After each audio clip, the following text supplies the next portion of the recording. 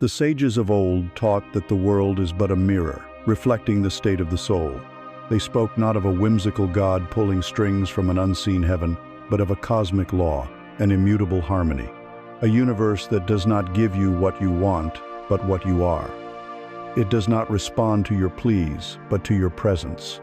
This ancient truth, whispered through millennia, has been buried under the noise of our modern world, a world that teaches us to strive, to build, to conquer the external, while the internal landscape remains a desolate wilderness. And so you find yourself here, perhaps in a quiet moment late at night, or during a drive to a place you do not wish to go. You feel it, don't you? A persistent hum of dissatisfaction, a sense that despite all the effort, all the achievements, all the frantic motion, something is profoundly out of tune. You feel like a stray note in a grand symphony you can barely hear. You strive for connection, yet feel an invisible wall between you and the world. You chase success, yet the finish line dissolves into another starting point, leaving a hollow echo in its wake. Why? Why this constant striving, yet this persistent emptiness? This is the great question that has haunted humanity. And the answer is not found in adding more, in doing more, in becoming more. The answer is found in subtraction, in stillness, in listening. The feeling of being a discordant note arises because we have forgotten the music. We have been taught to compose our own frantic, desperate melody, hoping the universe will somehow play along. But it does not work that way. The symphony is already playing. It has been playing since the dawn of time. It is the rhythm of collapsing stars and blooming flowers, the frequency of silent mountains and raging oceans. It is the celestial harmony. This journey, the one we are about to embark upon together, is not about learning a new song. It is about remembering the one your soul already knows. It is a journey inward, to decode the silent, powerful laws of energy that are shaping your destiny from the inside out. This is not a lecture. It is an act of remembrance, an invitation to quiet the frantic composer in your mind and to become the listener. An invitation to finally hear the music of your own being and to realize that you are not, and have never been, a stray note. You are the harmony itself. Let us begin. We begin, not with a sound, but with the overwhelming presence of its opposite. Let us first speak of the noise. Not the noise of the city, the traffic, the endless notifications on your screen. Those are merely echoes of the real disturbance. The true, relentless noise is the one that follows you into the quietest rooms, the one that screams at you in the dead of night. It is the ceaseless chatter of the mind, the inner monologue that never sleeps, the voice that plans, that worries, that judges, that critiques, the voice that rehearses conversations that will never happen and relives injuries that should long be forgotten. This noise has become the soundtrack to our lives, so constant that we no longer recognize it as noise. We mistake it for ourselves. We believe that this frantic, chaotic broadcast of thoughts is the very essence of our being, the proof that we are alive and thinking. But what if it is not? What if this endless internal monologue is not a sign of life, but a symptom of exhaustion, a sign that we are running? Running from what? We are running from the vast, profound, and, to the ego, terrifying stillness that lies just beneath it. We are running from the silence. Imagine your mind is a vast room, and in this room are 1,000 radios, each one tuned to a different station, each one with the volume turned to maximum. One radio, old and battered, plays only the songs of your past regrets, a constant loop of yesterday's failures and sorrows. Another, sleek and futuristic, broadcasts only speculative news reports from your future, filled with anxieties, potential disasters, and worst-case scenarios.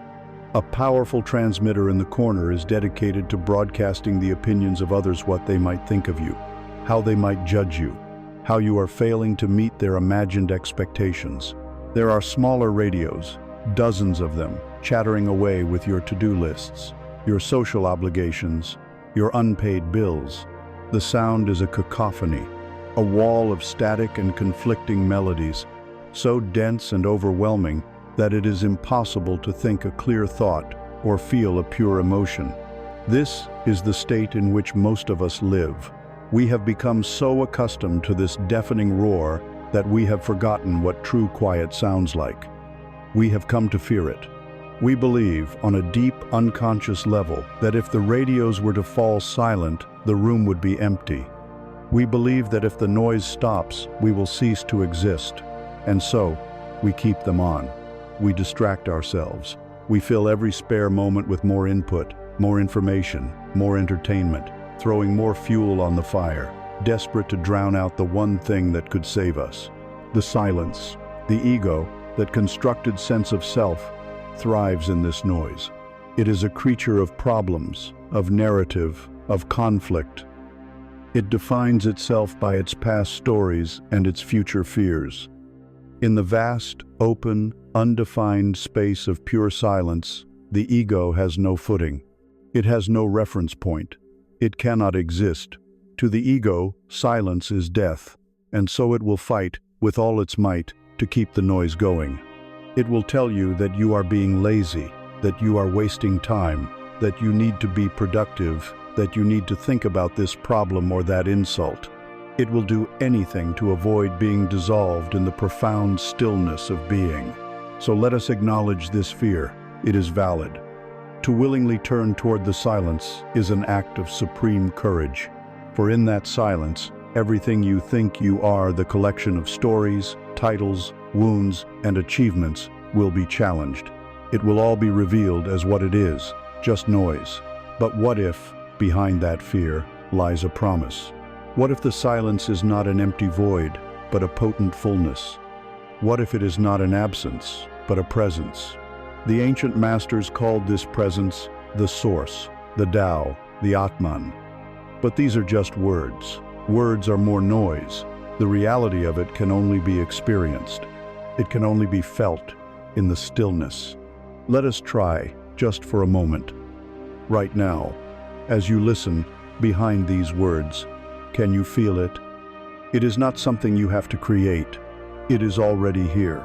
It has always been here. It is the canvas upon which the noise is painted. Take a single conscious breath. Inhale, and as you exhale, for just 1 second, simply listen. Not with your ears, but with your entire being. Listen to the space between your thoughts. There is a gap. It may be infinitesimally small, a microsecond of peace before the next radio turns itself back on. But it is there. That gap is the doorway. That gap is your way in. Do not try to force the silence. That is just another form of noise, another act of a struggling ego. Simply notice the gaps. Rest in them. With practice, the gaps will grow longer. The silence will become more familiar. And you will begin to hear something new within it. It is not a sound, it is a resonance. It is what I call the echo of silence. It is the subtle, powerful hum of your own awareness. It is the vibration of your soul, stripped of all the stories and dramas. It is the part of you that has never been wounded, never been afraid, never been born, and will never die. It is the quiet, unshakable clarity that has been waiting patiently beneath the decades of chaos. This is where the true answers lie. Not in a book, not in a guru, not in another seminar. The answers to your deepest questions. Who am I? What is my purpose? How do I heal? Are not spoken in language. They are felt as a deep, intuitive knowing within this inner silence. The voice of the universe does not shout from the heavens. It whispers from the very core of your own being, but you can only hear it when you are quiet enough to listen. To enter this silence is to come home. It is to wash yourself clean of the world's noise and your own mind's turmoil. The radios will try to turn themselves back on. The habit of a lifetime is strong. The mind will rebel against its newfound peace, craving the familiar drama. This is normal. This is part of the process. The practice is not about achieving a permanent, monk-like state of bliss overnight. It is about the simple, courageous act of returning. Each time you notice you are lost in the noise, You gently, without judgment, return to the breath. You return to the gap. You return to the echo of silence. Each time you do this, you reclaim a piece of your own sovereignty. You are training yourself to disidentify with the noise and to identify with the silence that observes it. This is the first and most crucial step in aligning with the celestial harmony. Before you can hope to shape your reality, before you can manifest your desires, before you can engage in a dialogue with destiny, you must first learn to hear. And you cannot hear the subtle, magnificent symphony of the cosmos if you are deafened by the static in your own head. The greatest power you will ever cultivate is not the power to make more noise, to shout your intentions louder into the void.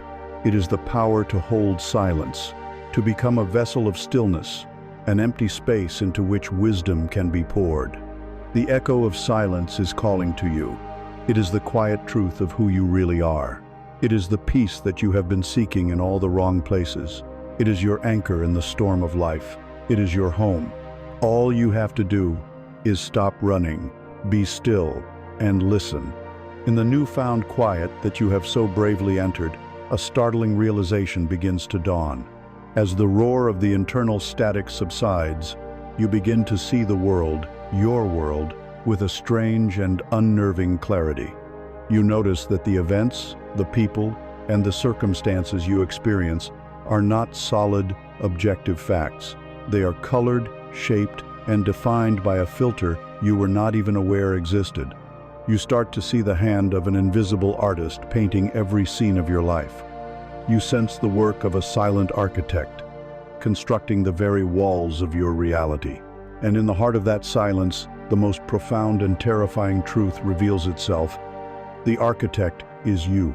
This is a fundamental law of consciousness, a truth so potent that entire systems of control have been built to obscure it from you. The law is this: you do not experience the world as it is. You experience the world as you are. You do not see things as they are. You see them as you are. Your life is not a series of random events happening to you. It is a perfect, holographic projection of what is happening within you. The world is not the cause of your inner state. Your inner state is the cause of the world you perceive. This is the ultimate power and the ultimate responsibility. For most of your life, you have been a sleeping architect, building a world in a dream. The time has come to awaken and to inspect your creation. Let us use a metaphor. Imagine your life as a building. The entirety of your experience, your relationships, your health, your finances, your sense of joy or sorrow is contained within this structure. For years, you have been living inside it, believing it to be the only reality, forgetting that you yourself laid every stone. The foundation of this building, its deep, unseen footing, is comprised of your core beliefs. These are the powerful, often invisible conclusions about reality that you absorbed as a child. They were given to you by your parents, your culture, your early experiences. Beliefs like, the world is a struggle, you must work hard to be worthy of love. Money is the root of all evil, or its opposite. Money is the only source of security. I am not good enough. I am alone. These beliefs are buried so deep in the subconscious soil that we rarely think to question them. We mistake them for reality itself. We believe we are looking out a window at the way things are, when in fact we are staring at a mural we painted on the basement wall long ago. This foundation, solid or cracked, dictates the integrity of the entire structure you will build upon it. The bricks of your building are your repetitive thoughts. Every day you lay thousands of them. If the foundation of your building is the core belief, I am not worthy, the bricks you automatically reach for will be thoughts like, I will probably fail at this. She is too good for me. I knew I would mess that up. Why even try? Each one of these thoughts is a brick, laid in perfect alignment with the blueprint of the foundation. It is an automatic, hypnotic process. A thought arises, and you lay it down, reinforcing the structure, making the walls of your reality thicker and stronger. You have laid the brick of "I am not worthy" so many times that the wall has become a fortress. But bricks and a foundation alone do not make a solid structure. They need mortar to bind them. The mortar is your emotion. Emotion is energy in motion. It is the alchemical substance that turns a thought into a felt reality. When you think the brick thought, "I'm going to fail," the mortar of fear and anxiety is instantly secreted, cementing that brick into place with incredible strength. When you think, "She rejected me because I am unlovable," the mortar of shame and sadness flows in, hardening the structure until it feels unbreakable. This is why it feels so difficult to change. You are not just trying to change a thought. You are trying to dismantle a wall held together by the powerful, sticky mortar of deeply ingrained emotion. The building of your life, whether it is a dark, cramped prison or a spacious, light-filled palace, is held together by the feelings you have attached to your thoughts. And so, you live within this construction. If your blueprint was one of scarcity, and your bricks are thoughts of lack, cemented by the mortar of anxiety, you will find yourself in a cold, dark hovel. You will experience life through the single, grimy window of not enough. You will see confirmation of lack everywhere, because that is what your house is designed to show you. Conversely, if your blueprint was one of worthiness, your bricks thoughts of gratitude, and your mortar the feeling of love, you live in a magnificent palace. From its windows, you see a world of opportunity, connection, and abundance. Not because the world is different, but because your vantage point, the very structure you are looking from, is different. For most of us, this process has been entirely unconscious. We have been sleepwalking architects, dutifully building the prison our ancestors designed for us, using the materials they left behind. And this is a crucial point, one that must be absorbed in the deepest part of your being. It is not your fault. You did not consciously choose the faulty blueprint of unworthiness or the painful bricks of self-criticism. You were programmed. You were conditioned. There is no blame here. There is no guilt to be held. There is only, now, an awakening. The moment you realize you are the architect, everything changes. The feeling of being a victim to life evaporates. The hypnotic spell is broken. You go from being a prisoner in the house to being its owner, holding the original blueprints in your hand. And with that awareness comes the power to renovate. The renovation does not begin by trying to paint the prison walls a happier color. That is the folly of forced positivity. It is about having the courage you found in the silence, to go down into the dark, musty basement and inspect the foundation. You must turn on the light and read what is written there. You must trace the recurring cracks in your life, the failed relationships, the chronic money problems, the persistent self-sabotage down to the foundational belief that is causing them. This is the work. To ask, what do I truly believe about myself? What do I truly believe about life? And to listen for the honest answer that arises from the quiet. Once you have identified a faulty part of the blueprint, "I must suffer to be good," you can consciously choose to write a new one. "I am worthy of joy and ease." Then, the real work begins, brick by brick. When the old automatic thought arises, "This is too hard, it's not meant for me," you now have the awareness to catch it. You see the old brick in your hand, and you make a new choice. You consciously put it down and pick up a new one, a thought that aligns with your new blueprint. "I am capable of learning. I will take the next small step." And as you lay this new brick, you must mix new mortar. You must allow yourself to feel the emotion of the new belief. When you choose the thought, "I am capable," you must breathe in and feel the quiet solidity of competence, however faint it might be. This feeling is the new mortar. It is the energy that will give your new wall its strength. You are now a conscious architect, deliberately choosing your materials, consciously building a new room, a new wing, and eventually a whole new palace, right where the prison used to stand. This is the power of perception. It is the loom upon which the fabric of your experience is woven. For years, you have been weaving a pattern given to you by others, in the dark. Now, you have found the light of awareness. You can see the pattern, and you can see the threads in your hand. You can begin right now to weave a new design, one of joy, of peace, of love, of freedom. It is the patient, meticulous, and most sacred work a human can do. And it begins with understanding the very energy of the threads you hold. It begins with understanding the raw material of creation itself, the currency of frequency. As the conscious architect of your reality, you now stand in the quiet awareness of your own creative power. You understand that your thoughts are the bricks in your emotions, the mortar. You have seen how you have built the very structure of your life. But now, we must go deeper. We must examine the fundamental substance of these materials. What is a thought made of? What is the elemental nature of an emotion? The mystics and the quantum physicists, speaking different languages across centuries, have arrived at the same astonishing conclusion. Everything is energy. Everything, from the chair you are sitting on, to the light entering your eye, to the silent thoughts moving through your mind, is a pattern of vibration. Nothing is truly solid. Everything is a dance of energy, vibrating at a specific rate. And this is the key. This is the secret language of the cosmos. The universe does not speak your native tongue. It is deaf to your pleas, your bargains, your carefully worded affirmations, if they are hollow. The universe responds to only one language, the most fundamental language of all, the language of frequency. Your vibrational state of being is your constant, unfiltered communication with all of creation. This frequency is the true currency of reality.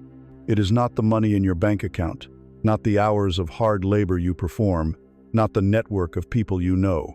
The most valuable asset you possess is the energetic signal you are broadcasting in every single moment. For it is this signal that dictates what the universe can and must send back to you. Imagine yourself as a powerful broadcasting tower. You are not a tower made of steel and wire. You are a magnificent biological instrument of consciousness. You are, by your very nature, constantly emitting a signal into the quantum field of infinite possibility. This is not something you have to do. It is something you are. You cannot not broadcast.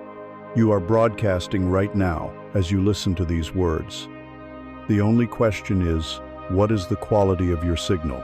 The signal you broadcast is not determined by the positive words you speak. It is determined by the feeling, the core vibration that lies beneath them. You can stand in front of a mirror and repeat, "I am worthy and abundant," 1,000 times. But if, in the pit of your stomach, you feel the gnawing, familiar ache of unworthiness and lack, then the signal being broadcast is unworthiness and lack. The universe, which is a perfect and impersonal resonating mirror, does not hear your words. It feels your frequency. It bypasses the lie you are telling yourself and responds directly to the truth you are feeling in your body. This operates according to a fundamental law of physics, the law of resonance. If you take two tuning forks calibrated to the same note, say middle C, and you strike one, the other, even across the room, will begin to vibrate and hum in sympathy. It has no choice. It is tuned to that frequency. However, a nearby tuning fork calibrated to the note of G will remain silent, inert. It is not capable of receiving the C frequency. So it is with you. When you are broadcasting the frequency of fear, a contracted, chaotic, and jarring signal, you are activating every potential in the field of reality that is tuned to the frequency of fear. You will encounter people, situations, and events that give you more reasons to be afraid. When you broadcast the frequency of genuine gratitude, an open, coherent, and harmonious signal, you can only activate potentials that are tuned to gratitude. You will begin to notice and attract more and more things to be grateful for. This is not a system of reward and punishment from some celestial judge. It is physics. It is an immutable, neutral law, as reliable as gravity. The universe is not giving you what you deserve. It is giving you what you are. It is matching your signal. Think of it like a radio. If you want to listen to a station that plays peaceful, classical music, the frequency of a calm and harmonious life, you must tune your receiver to that specific frequency. You cannot tune your radio to 101.5 FM and hope to hear the broadcast from 92.7 FM. It is an impossibility. In the same way, you cannot broadcast the frequency of inner chaos, anger, and victimhood, and expect to receive the life experience of peace, joy, and empowerment. To change the music of your life, you must first change the frequency of your own broadcast. This is where so many seekers become lost. They encounter this truth and attempt to apply it as a mental trick. They try to wallpaper over their deep feelings of despair with flimsy, brightly colored positive thoughts. This is what is known as toxic positivity, and it is a profound misunderstanding of the law. To deny or suppress a negative emotion is not to change your frequency. It is to create a more dissonant one. Suppressing your anger does not eliminate it. It traps its chaotic, fiery energy within your body, where it curdles into resentment, bitterness, and disease. This creates a murky, volatile broadcast, one that will attract frustrating, passive-aggressive circumstances that perfectly mirror your own suppressed rage. The true work of a conscious broadcaster is not denial, but alchemy. It is the art of emotional transmutation. When a low-frequency emotion like anger or grief arises, you do not suppress it, you do not judge it, you honor it. You turn towards it with the courage you found in the silence. You ask it, "What are you here to teach me? What boundary has been crossed? What loss needs to be mourned?" You allow the energy of the emotion to move through you without resistance. And as you do, you create the space to consciously choose a different state. You can choose to move from anger to the understanding of a boundary. You can move from grief to the appreciation of what was lost. This is authentic power. You are not faking happiness. You are cultivating wisdom. You are consciously adjusting your own frequency from a state of dissonance to a state of clarity and coherence. And where does this broadcast originate? It emanates from the body. A feeling is a physical event. Joy is not an abstract concept. It is a sensation of expansion in your chest, a warmth that spreads through your limbs. Fear is not a theory. It is a cold knot in your stomach, a tightness in your throat. Your body is the tuning fork. It is the physical instrument that generates and emits your frequency. To become a master of your reality, you must become a master of the inner sensations of your body. You must learn to notice the subtle shift from a feeling of ease to a feeling of contraction. This is your new spiritual practice. Not to sit for hours in painful meditation, but to conduct constant frequency audits throughout your day. As you drive, as you work, as you speak to your partner, ask yourself, what am I feeling right now? What is the quality of my broadcast? This simple act of awareness is revolutionary. It is the moment you step into the control room of the broadcasting tower. You may not be able to control the first thought that pops into your head, or the first wave of emotion that washes over you in response to an event. But you always have a choice about what you do in the moment that follows. You can choose to be consumed by the story, to spiral down into the low-frequency static of blame and despair. Or you can choose to take one deep, conscious breath. You can choose to place your hand on your heart and feel its beat. You can choose to look around you and find one single thing to be grateful for. Each of these small acts is a conscious calibration. It is you, the engineer of your own energy, deliberately tuning your instrument to a clearer, higher frequency. Of all the frequencies you can broadcast, gratitude is the master key. It is the ultimate creative frequency. Why?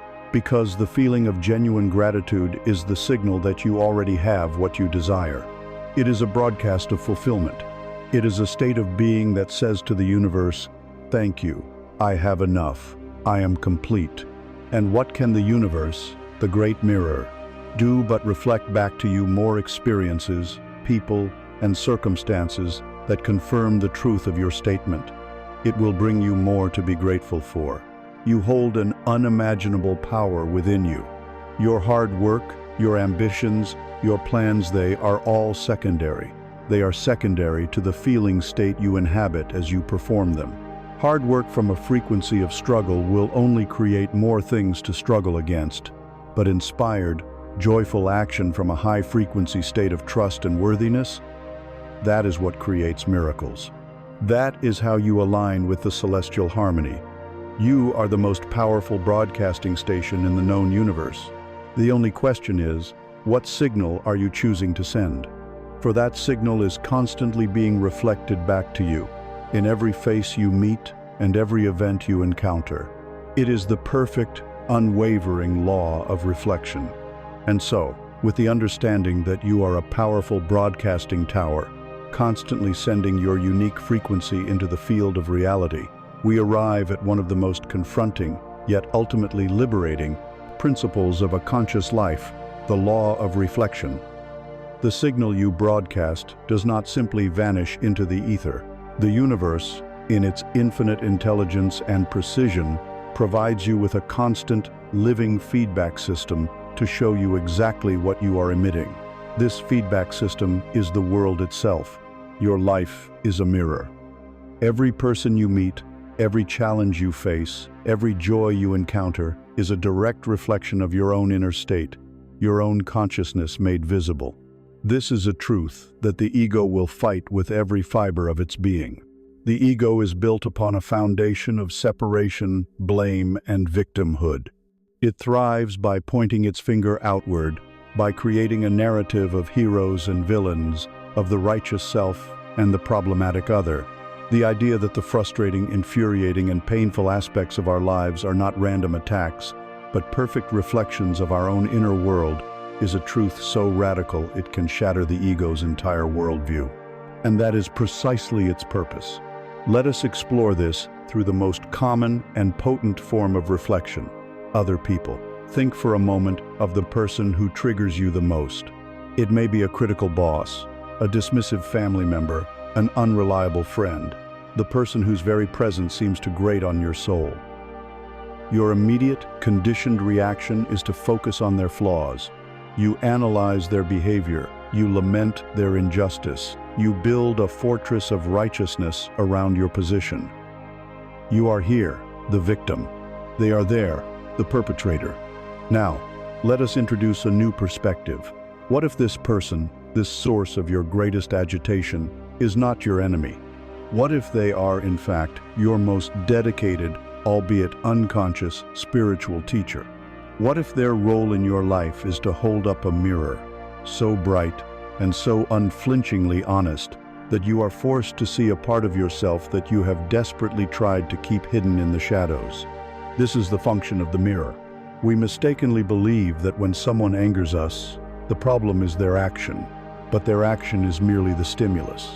The real event, the one that contains all the information, is the reaction within you. The emotional charge, the heat, the anger, the pain that is yours, that energy was already inside you, dormant, like a landmine waiting for the right footstep. The other person did not create the landmine. They simply stepped on it. And for that, you should, in time, be grateful. They have revealed a part of you that needs to be healed. What exactly does this mirror show? Sometimes, it is a direct reflection. The arrogance in a coworker that drives you to madness may be a reflection of a deep, unacknowledged arrogance within yourself. Or perhaps it reflects its opposite, a profound insecurity about your own worth, which is then agitated by their display of confidence. You cannot stand their selfishness because you have been conditioned to be self-sacrificing to a fault, and their freedom to put themselves first highlights the poverty of your own self-love. You are not angry at what they are doing. You are angry because their beingness reminds you of a lack within your own. At other times, the mirror operates in a more subtle way. It reflects not a trait, but a core belief.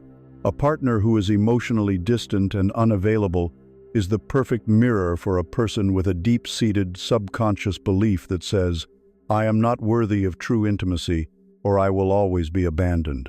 The universe, in its wisdom, does not send you this person to punish you.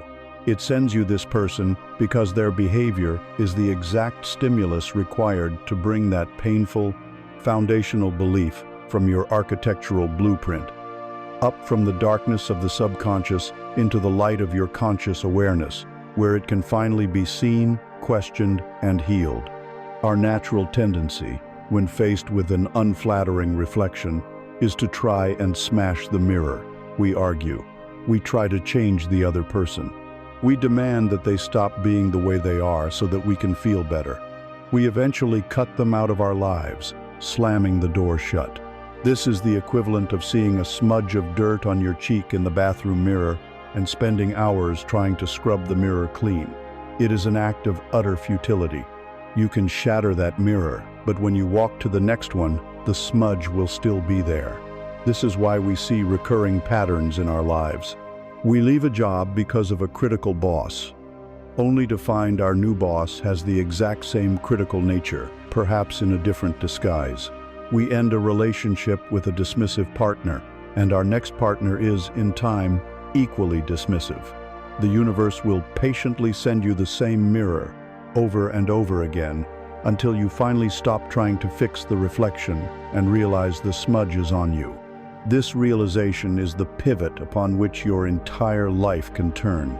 It is the moment you graduate from a victim to a student of life. It is the moment you stop asking the powerless question and start asking the empowered one. The victim's question is, why is this happening to me? Why are they treating me this way? When will they finally change? This line of questioning is a dead end. It places all the power outside of yourself and locks you in a repeating cycle of suffering. The empowered, conscious question is this: what is this situation showing me about myself? What unhealed part of me is being activated right now? What subconscious belief within me is attracting this exact experience as its perfect counterpart? What is the gift in this challenge? When you can genuinely ask this question, not as a mental exercise, but with a true desire to learn, the entire dynamic shifts. The other person is no longer your tormentor. They are your feedback. The situation is no longer a curse, it is your curriculum. And this law, like all universal laws, is neutral. It also reflects your light. The people you deeply admire, the ones who inspire you with their kindness, their wisdom, their courage, they are also your mirrors. You would not be able to recognize or be moved by those qualities if the seeds of them did not already exist within you. The compassion you see in another is a reflection of your own capacity for compassion. The brilliance you see in a teacher is a reflection of the dormant brilliance within your own mind. The world is constantly showing you not only your wounds, but also your hidden magnificence. Your external reality is the most accurate, reliable, and personal spiritual guide you will ever have. It is a flawless feedback system for the frequency you are broadcasting. If your world feels chaotic, hostile, and scarce, the mirror is honestly reflecting your inner state of fear and lack. If your world feels harmonious, supportive, and filled with serendipity, the mirror is reflecting your inner state of trust and alignment. This is the true meaning of radical ownership. It is challenging, yes, but within it lies the key to your freedom. For if the world is merely a reflection of your inner state, you are never truly helpless. You never have to wait for the world to change. If you want to see a more loving world, you do not go out and fight for it. You turn inward and heal the unloved parts of yourself. If you want to experience a world of abundance, you turn inward and heal your beliefs of scarcity and unworthiness. You change the signal. You heal the wound. You clean the smudge on your own face. The mirror, by its very nature, has no choice but to show you a new reflection. The world is a flawless mirror. Do not curse it for what it shows you. Bless it for its honesty. And now, with the profound clarity it has given you, let us turn from what the mirror is reflecting to what we consciously wish to project into it. Let us learn the physics of creation, the undeniable power of a focused mind. Let us explore the gravity of intention. Having stood before the great mirror of the world, you have learned its most vital lesson. It reflects with perfect and impersonal honesty the truth of your inner state. You have blessed the mirror for its clarity. for the difficult and beautiful truths it has shown you. But you are not meant to simply stand and observe the reflection for the rest of your life. You are the artist, not just the critic. And so, we turn from the reflection to the act of projection. We move from seeing what is to consciously choosing what will be. This is not an act of fantasy or idle daydreaming. This is an engagement with the fundamental physics of consciousness.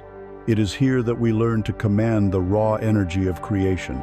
It is here that we explore the gravity of intention. In the lexicon of the spirit, no word is more misunderstood than intention. We have been taught to confuse it with its weak and powerless cousins, wishing and hoping. To wish for something is an admission of its absence. To hope for something is to doubt its arrival. Both of these acts come from a place of lack. They are a prayer sent from the frequency of emptiness, and the ever-faithful universe reflects back to you a reality that confirms your emptiness. To wish is to be a beggar at the gates of reality. Intention is something else entirely. It is a sovereign act. It is a directed beam of focused consciousness. It is the spiritual equivalent of making a decision so firm, so resolute, that it becomes a central, organizing principle for the universe to arrange itself around. An intention does not say, "I hope this happens." It says, "This is happening." It does not ask. It declares. It is a command issued from the center of your being into the quantum field of all possibility. A powerful intention, one that is clear and charged with emotion, literally creates a warp in the fabric of reality, a gravitational point around which the future begins to coalesce. To grasp this, let us return to a cosmic metaphor. Imagine the average, untrained mind. It is like a chaotic asteroid belt. Thousands of thoughts, worries, desires, and judgments are the asteroids, flying about in random, aimless trajectories. A thought about an unpaid bill careens past a fleeting fantasy about a tropical vacation. An old resentment collides with a new ambition. A flicker of self-love is immediately smashed by a boulder of self-criticism. There is no coherence, no central gravity, and the life that manifests from this inner state is equally chaotic and random. Events seem to happen to you without rhyme or reason, because the inner world that creates them is a field of cosmic debris. Now, imagine into the center of this chaotic field, you introduce a sun. This sun is a single, powerful, focused intention. It is an idea, a goal, a vision that you have decided upon with absolute clarity and conviction. The sheer density and focus of this intention give it mass. And where there is mass, there is gravity. Suddenly, the entire dynamic of your inner cosmos changes. The asteroids, the stray thoughts and resources that were flying randomly, are now captured by the powerful gravitational pull of your new sun. This is when the magic begins. An idea for a business, which was once a stray asteroid, is now pulled into a stable orbit, becoming a viable plan. A person you meet by chance at a coffee shop, another celestial body, is drawn into your field and reveals they have the exact skill set you were looking for.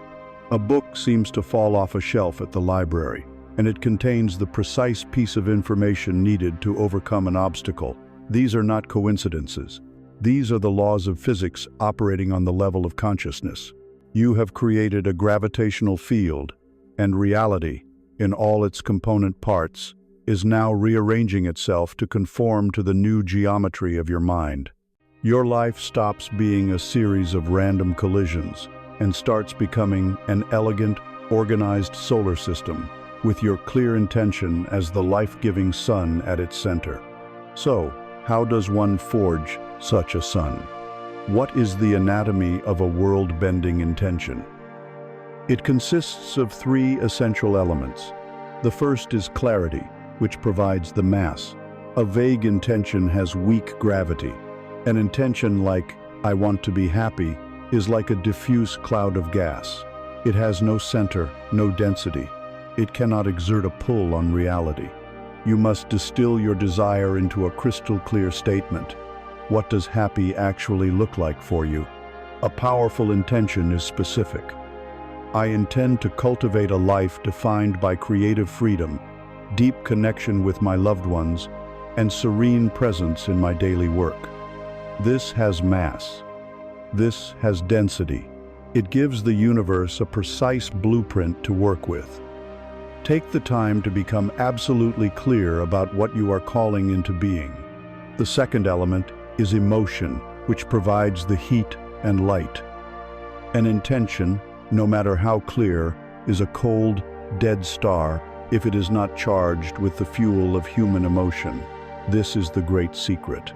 You must feel the reality of your accomplished intention before it has physically manifested. This is the practical application of broadcasting the right frequency. You must close your eyes and feel the relief of your debts being paid. You must feel the warmth of the loving relationship you seek. You must feel the quiet pride and satisfaction of your creative work being completed.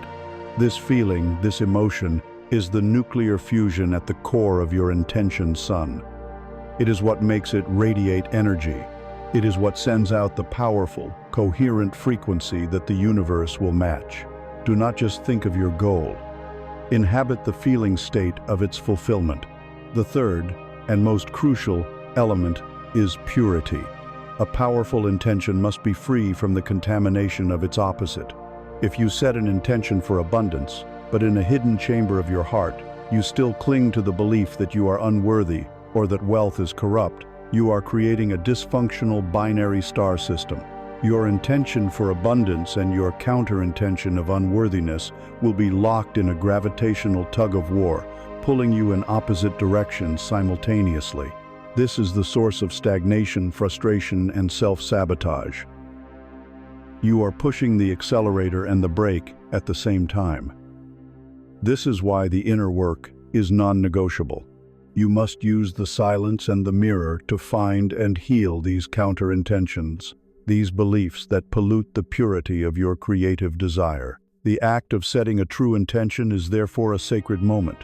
It is a moment of profound focus, where you withdraw your precious energy from all distracting possibilities, from all doubts and fears, and you place it singularly upon your chosen reality.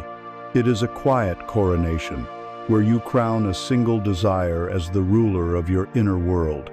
You are now a deliberate navigator, no longer a passive passenger tossed on the waves of a random sea. You have used the mirror of the world to find your bearings. You have understood the currency of your own frequency, and now you have pointed the ship of your life toward a chosen star. You have forged your sun. You have aimed your light. You have declared your destination with the undeniable gravity of a focused mind. And it is here that we encounter the great paradox of creation, a secret known to all masters of reality. Having done this powerful, focused, and active work, the next step is not to grip the wheel tighter, not to strive and strain with more force. The next, and most potent, act of creation is the complete opposite. It is to release your grip. It is to trust the currents of the cosmos you have just commanded. It is to learn the profound and mysterious power of letting go. It is to practice the alchemy of surrender. And so, you have arrived at the great paradox, the sacred turning point in the act of creation. After the intense focus required to forge your intention, after the discipline of clarifying its form and charging it with the fire of your emotion, I am now telling you that the final, most potent step is to let it all go. The mind rebels against this. It feels like a contradiction. How can it be that after aiming the arrow with such precision, you must now relax the bowstring? How can it be that after steering the ship with such determination, you must now release the wheel? It is because the act of creation is a partnership, a divine dance between the personal will and the universal will. You have led the dance with your intention. Now you must allow the universe to lead. You must learn the alchemy of surrender. Let us first be clear about what surrender is, for our modern world has tarnished this sacred word, equating it with defeat, weakness, and failure. Spiritual surrender is the furthest thing from giving up. It is not apathy. It is not passivity. It is not the reluctant raising of a white flag to an enemy force. Surrender, in its truest sense, is an act of profound strength, intelligence, and sublime courage. It is the conscious and willing release of your ego's desperate need to control the outcome. It is the choice to place your trust in an intelligence infinitely greater than your own. It is the transition from a state of anxious striving to a state of active, dynamic faith. Recall our metaphor of the seed. The focused work of creating your intention was the act of planting a seed. You chose it with care. You found the perfect patch of ground in the garden of your soul, and you watered it with the pure emotion of its fulfillment. The seed is planted. Your work, as the planter, is complete. Now, observe the behavior of the ego. The ego is an anxious gardener. The moment the seed is in the ground, it begins to worry. It frets over the how and the when. It wants to dig up the seed every few hours to check for progress, to see if it has sprouted. It worries if there is too much sun or not enough rain. It tries to force the schedule, to pull on the tiny sprout to make it grow faster. This constant digging, prodding, and worrying is what we experience as stress, anxiety, and obsession, and it is the surest way to kill the seed before it has a chance to break ground. Your tight grip, your desperate need to see results, strangles the very life out of your creation. The wise gardener, the one who understands the alchemy of surrender, behaves differently. After planting the seed with the same love and focus, they stand up, brush the dirt from their hands, and they trust. They trust the soil, which knows the intricate chemistry of germination. They trust the sun, which knows the precise moment to offer its warmth. They trust the rain, which knows the perfect measure of water to give. They trust the entire, intelligent ecosystem of the universe to do its part. This trust is not passive. The wise gardener still tends to the garden, pulling weeds that represent doubt and watering the ground with continued faith. But they do not force the process. They know their job was the intention. The universe's job is the unfoldment. This is terrifying to the ego, because the ego's central belief is, I am alone, and if I am not in complete control, everything will fall apart. This singular belief is the root cause of almost all human suffering. Look back on your life and see the truth in this. How often has your frantic attempt to control a situation only made it worse? How often has your obsession with a single, narrow path to your goal blinded you to the 1,000 other, more magical pathways the universe was trying to show you? Your ego, with its limited perspective, can only conceive of a few clumsy ways to achieve your desire. The universe, the great cosmic mind, has access to a web of infinite possibilities. It can orchestrate synchronicities, align coincidences, and arrange events in a way so elegant and surprising that your mind could never have conceived of it. Surrender is the act of getting out of your own way, so that a true miracle can occur. This means you must consciously release your attachment to the how. Your sacred duty is to focus on the what, the clear intention, and the why, the elevated feeling of its accomplishment. The logistical details, the how, the when, the where, and the who, are not your concern. You must hand them over to the CEO of the universe. To continue worrying about the how is to follow the CEO around with a clipboard, nervously micromanaging them, constantly questioning if they are doing it right. It is both arrogant and profoundly inefficient. So what does this state of surrender actually feel like? It is the feeling of a deep exhale you didn't realize you were holding. It is the sudden release of tension in your shoulders, the unclenching of your jaw. It is the feeling of being carried by a powerful, benevolent river, instead of frantically trying to swim against its current. It is the shift from a clenched fist, trying to grasp and hold on, to an open palm, ready to receive. This state of relaxed, open, trusting awareness is itself a powerful and coherent frequency. It is a signal of pure faith, a vibration that communicates to the universe, I trust you. I am ready to receive in the way that is for my highest good. This does not mean you are to sit on your sofa and do nothing. Surrender is not paralysis. When you are in this state of surrendered trust, you become exquisitely sensitive to the whispers of intuition. This is the difference between inspired action and anxious striving. Anxious striving feels heavy. It is fueled by fear, by the belief that you have to make it happen. It is a grind. Inspired action, on the other hand, feels light, effortless, and joyful. It often appears as a sudden, quiet impulse, an urge to call an old friend, a spontaneous idea to take a different route home from work, a sudden desire to read a specific book. This is the universe, your partner in creation, gently guiding your hand. This is you, the wise gardener, seeing a weed that needs to be pulled or noticing the soil is dry. You act not from a place of fear, but from a place of synchronous, joyful participation in your own unfolding. Surrender is the true alchemy of the spirit. It is the catalyst that transmutes the leaden weight of egoic control into the golden freedom of universal trust. It is the final, essential ingredient that allows your focused intention to precipitate from the unseen world of energy into the physical world of form. It is the ultimate expression of your faith, a testament to your understanding that you are in a conscious partnership with the cosmos. You have planted the seed of your intention in the fertile heart of creation. You have done your part with diligence and love. Now, with the sublime courage of a trusting soul, you must let it go. You surrender it to the sun, to the soil, to the divine intelligence that animates all of life. And you will find, in this great and graceful paradox, that in letting go of your need for control, you have finally gained command of everything. For you are not surrendering to a foreign power out there. You are surrendering to the wisdom of a larger, more magnificent part of yourself. In the profound act of surrender, you have learned to trust. You have willingly released the ego's frantic grip and allowed a greater intelligence to guide the unfolding of your life.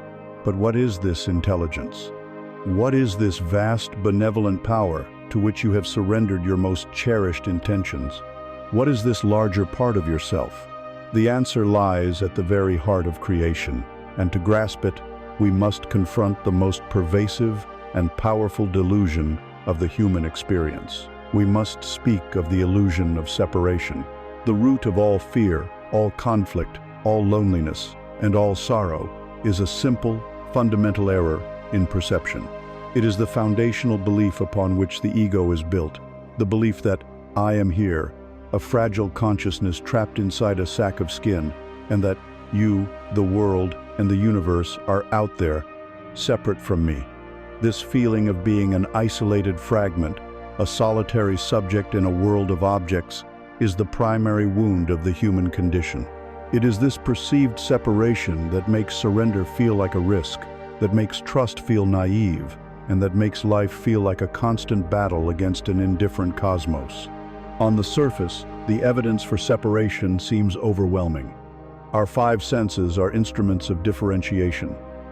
My eyes see your body as distinct from mine. My hands feel the solid boundary where my skin ends and the air begins.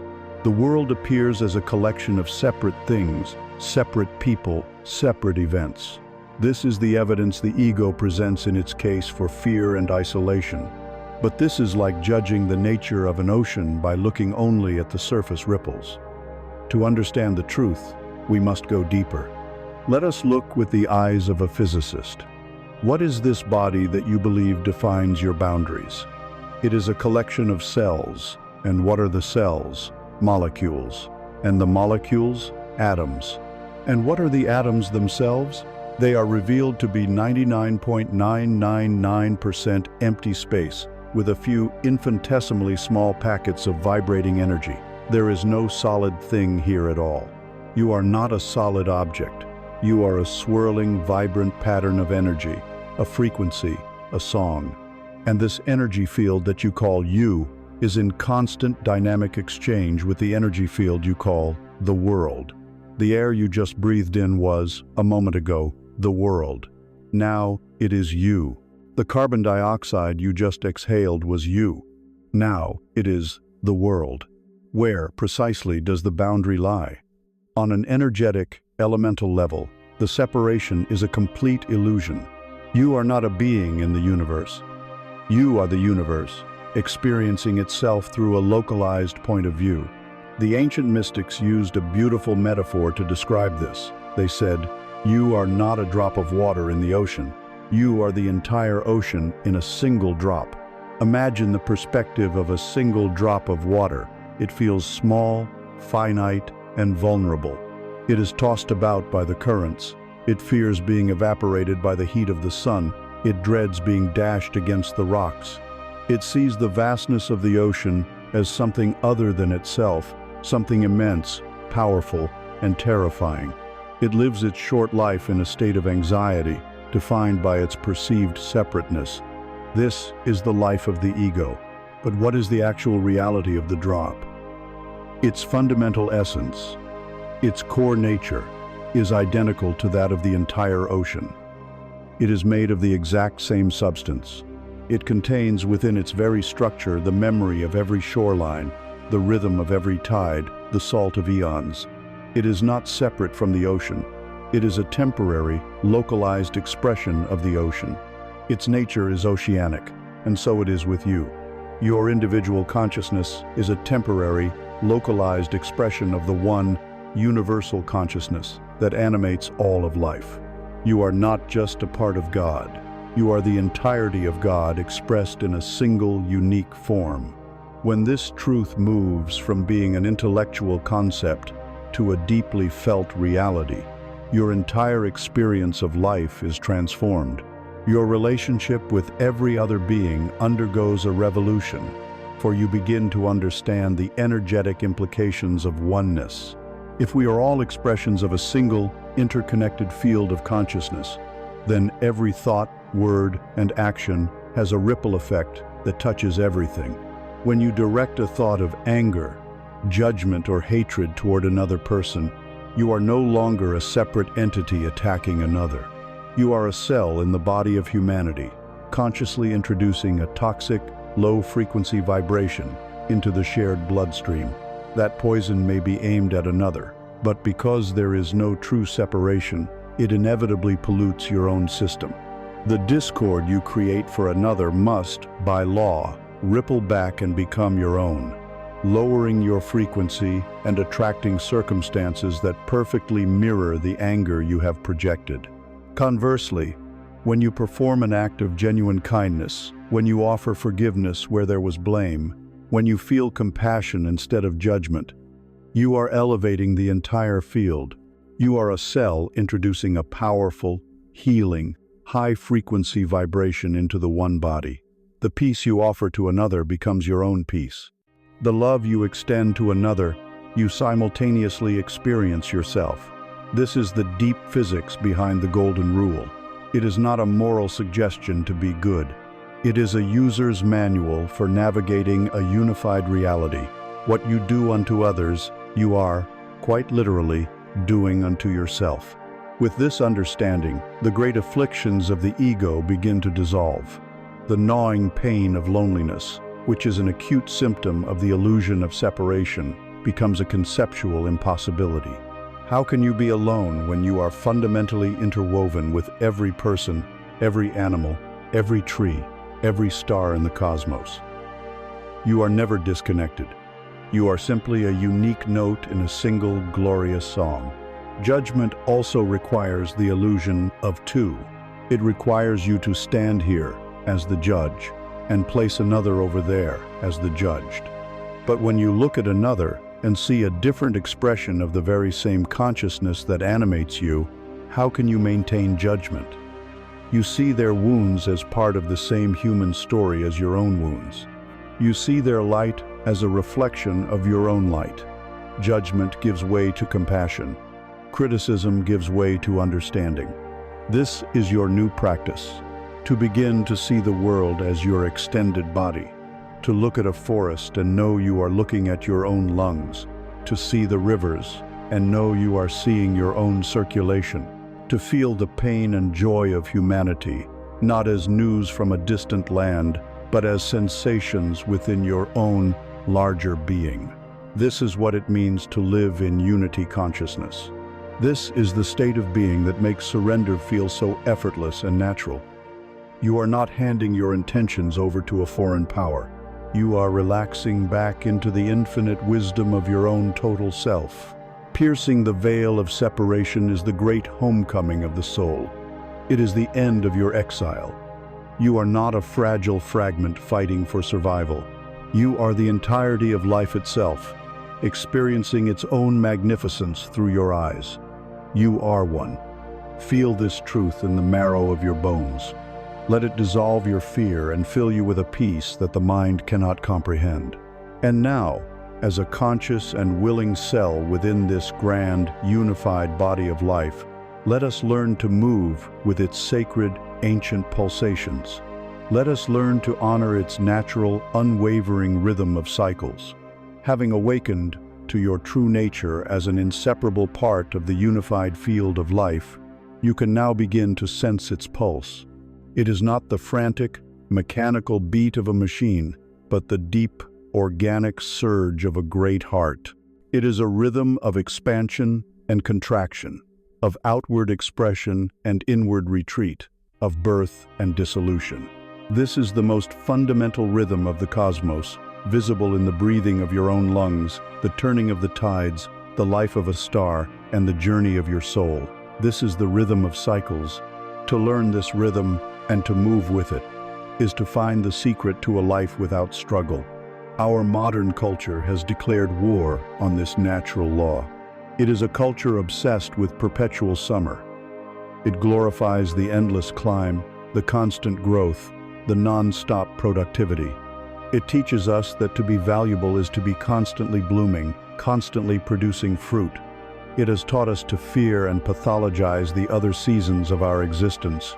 We see the natural phases of decline and rest not as essential parts of a whole, but as signs of failure, as problems to be fixed. This profound misunderstanding, this resistance to the natural flow of life, is the single greatest source of the epidemic of exhaustion, burnout, and anxiety that plagues our world. To heal this, we must look to a wiser teacher. We must look to the tree.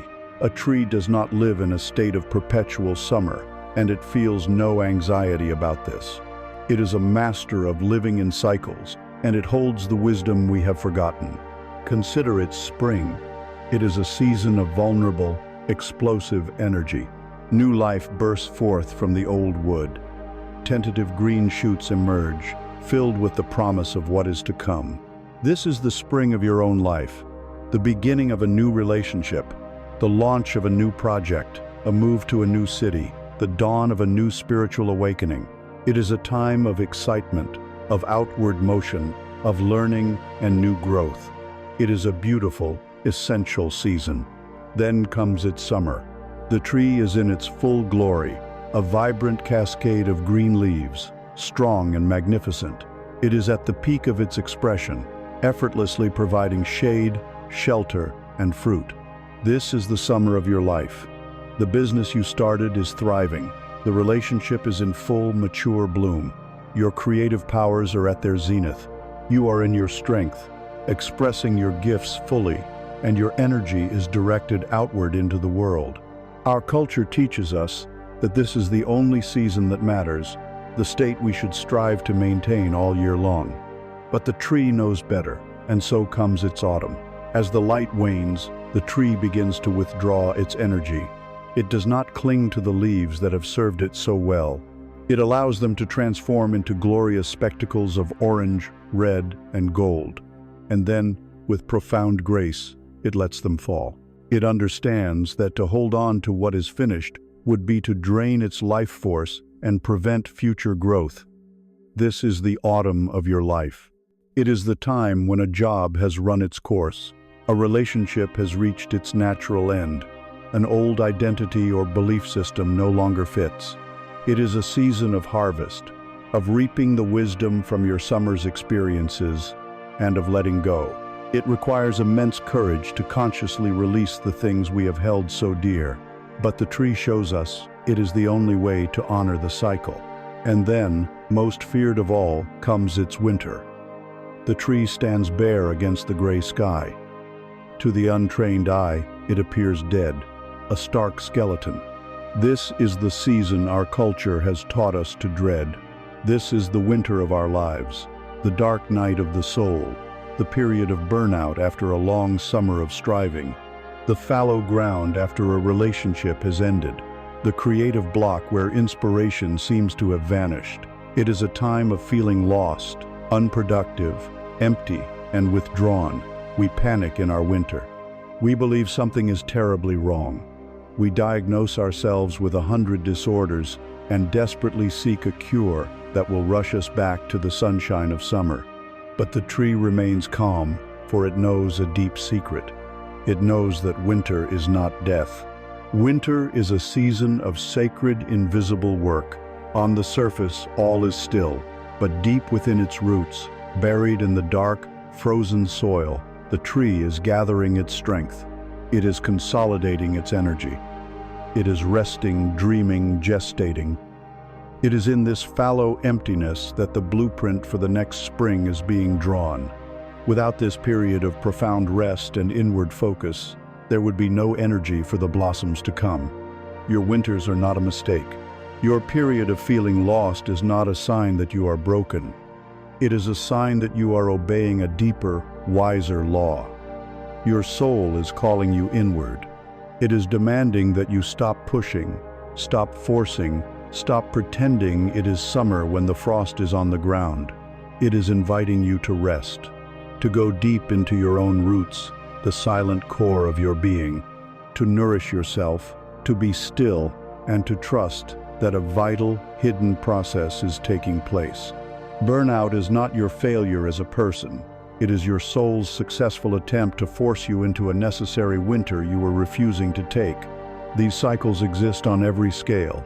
There are the great seasons of a lifetime, but there are also the cycles of a year, and even the cycles of a single day.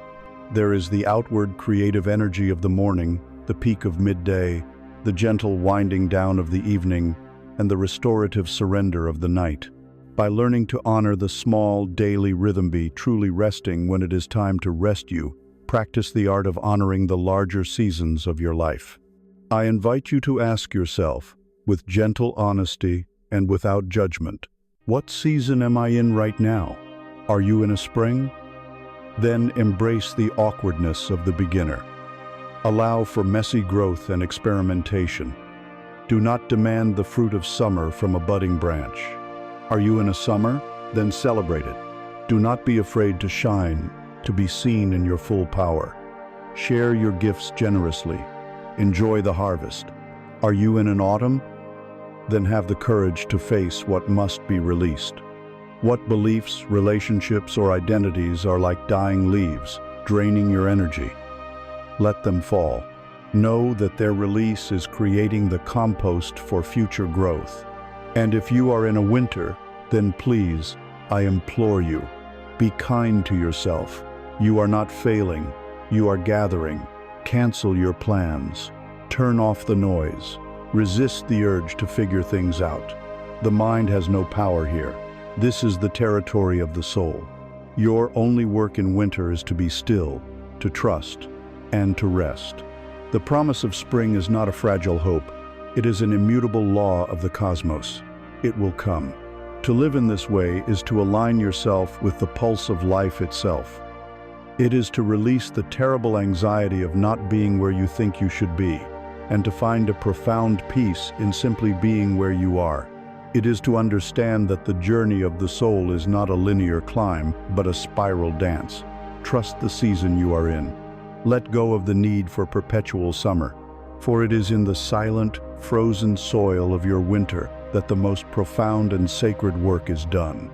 It is here that you will discover the creative power that lies hidden in the holy emptiness.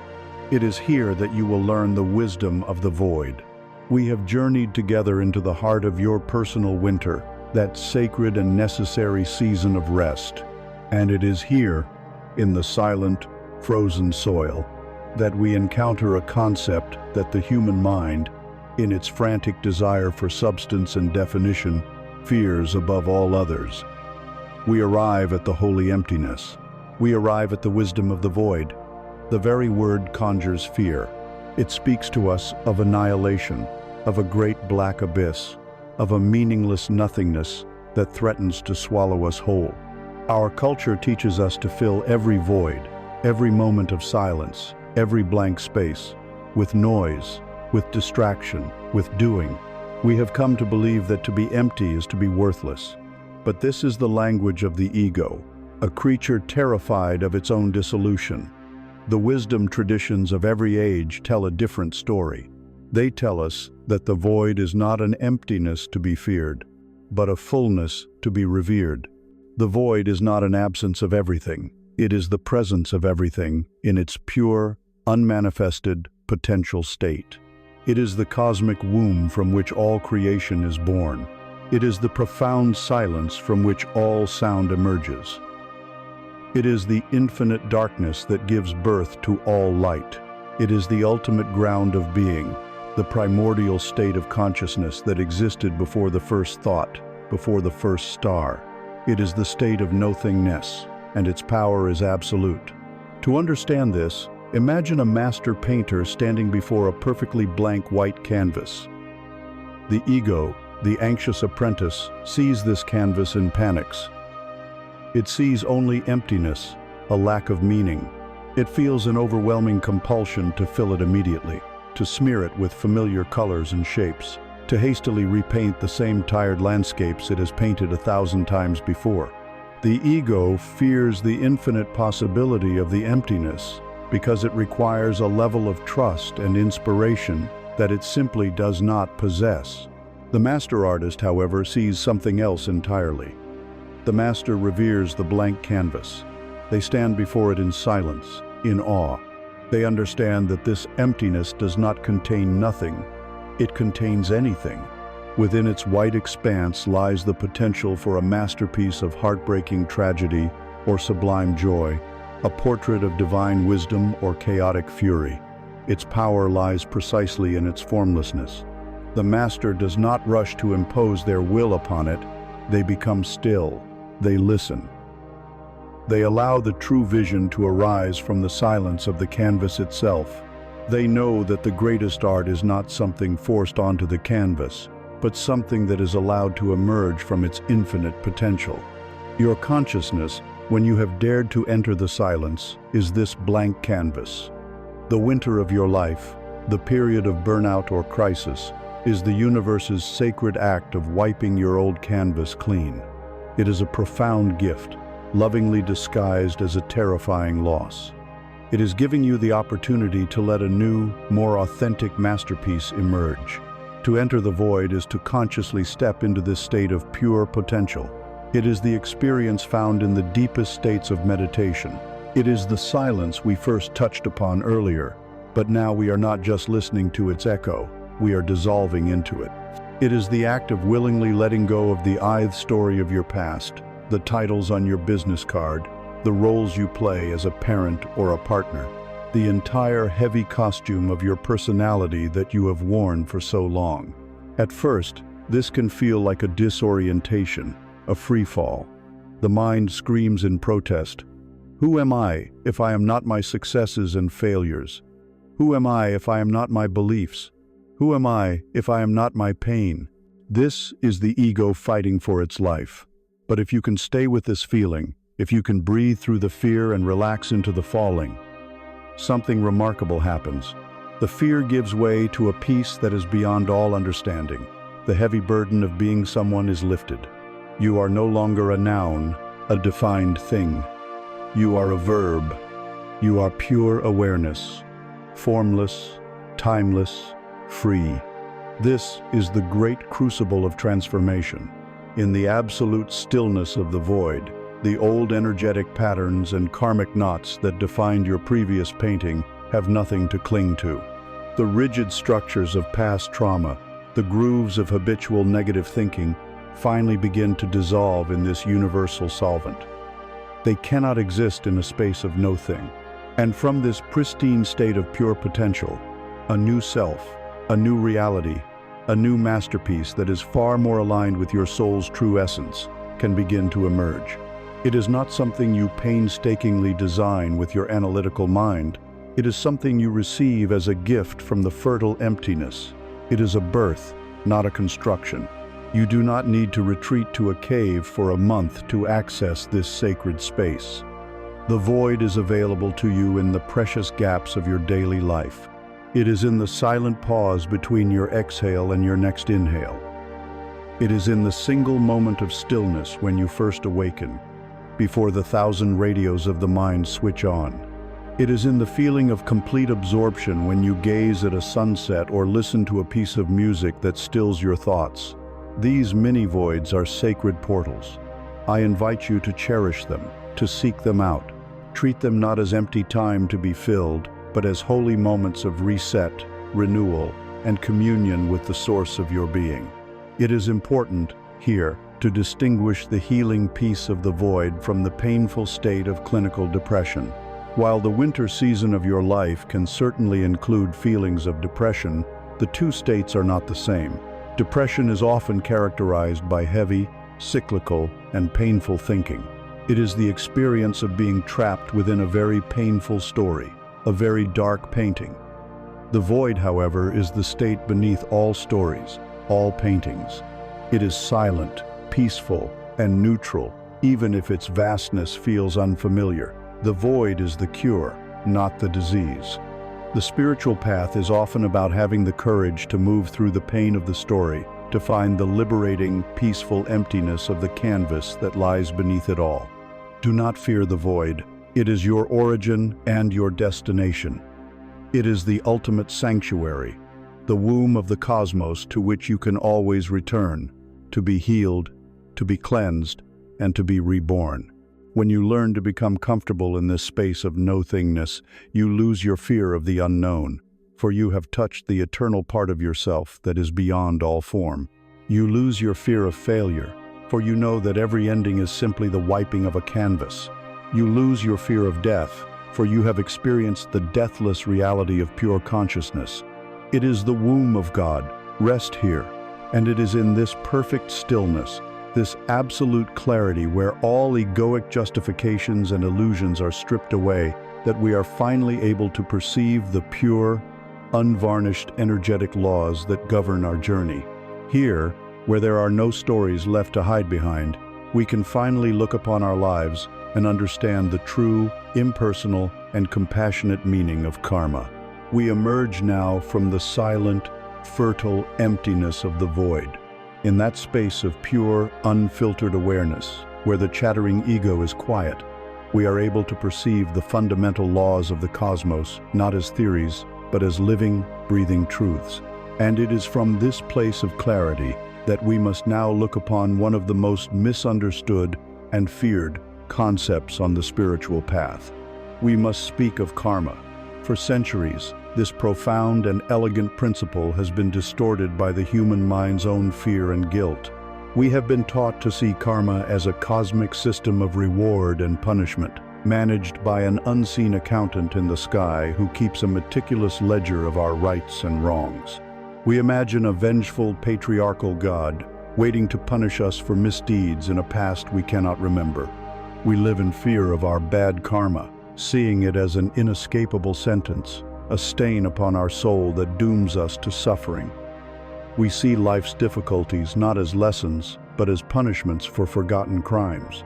I am here to tell you that this interpretation, while pervasive, is a projection of the human ego's own primitive justice system onto the flawless physics of the universe. The cosmos is not a courtroom, and you are not on trial. The universe is not interested in judging you. It is interested only in balance. It is time to release this fearful, childish notion and embrace the truth. Karma is not morality. Karma is mathematics. It is physics. The law of karma is the spiritual equivalent of Newton's third law of motion. For every action, there is an equal and opposite reaction. It is a neutral, impersonal, and perfectly efficient law of energetic cause and effect. It does not punish. It does not reward. It simply and always balances the equation that you yourself have initiated. Imagine the law of gravity. If you choose to walk off the edge of a tall building, you will fall. Gravity does not judge you as a bad person for making a foolish choice. It does not punish you by pulling you toward the ground. It simply operates consistently and without emotion. The fall is the neutral, predictable, and unavoidable consequence of the initial action. So it is with karma. An action, word, or even a powerful thought that is born from a low-frequency state of fear, hatred, jealousy, or separation is an energetic jump. It creates a dissonance, an imbalance, in the unified field of consciousness. The universe, in its drive for harmony and equilibrium, will then orchestrate a corresponding consequence, a fall, to bring that energy back into balance. It is not a punishment. It is the universe faithfully reflecting your own energy back to you so that you may learn from it. And this is the true purpose of karma. Its function is not to punish but to teach. If the universe is a grand classroom for the soul, then karma is its curriculum. It is a perfect, personalized, and profoundly compassionate feedback system designed for one purpose: your evolution. Think of the recurring, painful patterns in your life. The same kind of relationship that always ends in betrayal. The same financial struggles that seem to circle back no matter how hard you work. The same dynamic with authority figures that leaves you feeling small and resentful. We often call this bad luck or fate. In truth, this is the face of karma as a teacher. These are not repeating punishments. They are repeating lessons. The universe, like the most patient of teachers, is presenting you with the same exam over and over again. The question on the exam is always a variation of the same theme. In this moment, will you choose fear or will you choose love? Will you react from your wound or will you respond from your wisdom? Will you choose the illusion of separation or the truth of connection? If you answer the question in the old, reactive, low-frequency way by lashing out in anger, by retreating in fear, by playing the victim, you have simply failed the exam for now. And so the compassionate teacher says, no problem, we will take the test again. And it presents you with a new scenario, a new boss, a new partner, a new challenge that contains the very same energetic question. This will continue with infinite patience until you have so deeply learned the lesson that you are able to make a new choice from a higher state of consciousness. When you look at your life's greatest struggles through this lens, shame and guilt dissolve and are replaced by a sense of purpose. You realize you are not cursed. You are simply enrolled in a master class.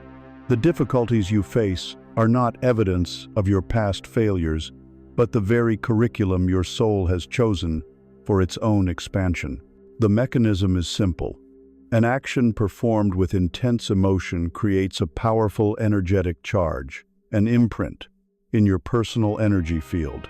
An act of betrayal, for example, creates a wound, a vortex of low-frequency energy. This imprint then becomes part of your broadcast, part of the signal you are sending out. By the law of resonance, this charge will then attract situations that resonate with it, giving you the opportunity to face that exact energy again and to neutralize it. So how, then, does one clear this karma? It is not done through complex rituals or by begging forgiveness from an external god. It is done in the vibrant, powerful laboratory of the present moment. It is done through awareness and choice.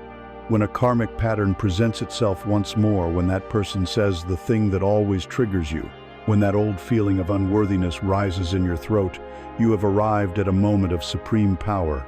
In the past, you would have reacted instantly, unconsciously, running the old program of anger or fear, thus re-energizing the karmic loop for another cycle. But now, you have practiced being in the silence. You have tasted the void. You can create a pause. In that sacred pause between the stimulus and your response, you have the freedom to choose anew. You observe the rising anger, but you do not become it. You feel the pull of the old victim story, but you do not inhabit it. And from that place of the silent observer, you consciously choose a different response.